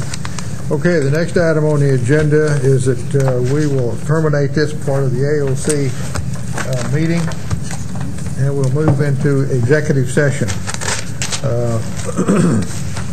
We'll move into executive session at 5:23 p.m. today, and we will deliberate on the following matters. A is under Texas Government Code Section 551.074. The board will meet in closed session to discuss the personal evaluation of Raymond Paredes, Commissioner of Higher Education. So may I have a motion to go into executive session? I'll make the motion. Motion by Brenda, second. Lynn? No. No. Who? She's not on the, I'll second it. Okay, by Fred. All in favor? Aye. Okay, motion carries. So the exact time is 5:24. So we will now move into executive session. Thank you very much. If a head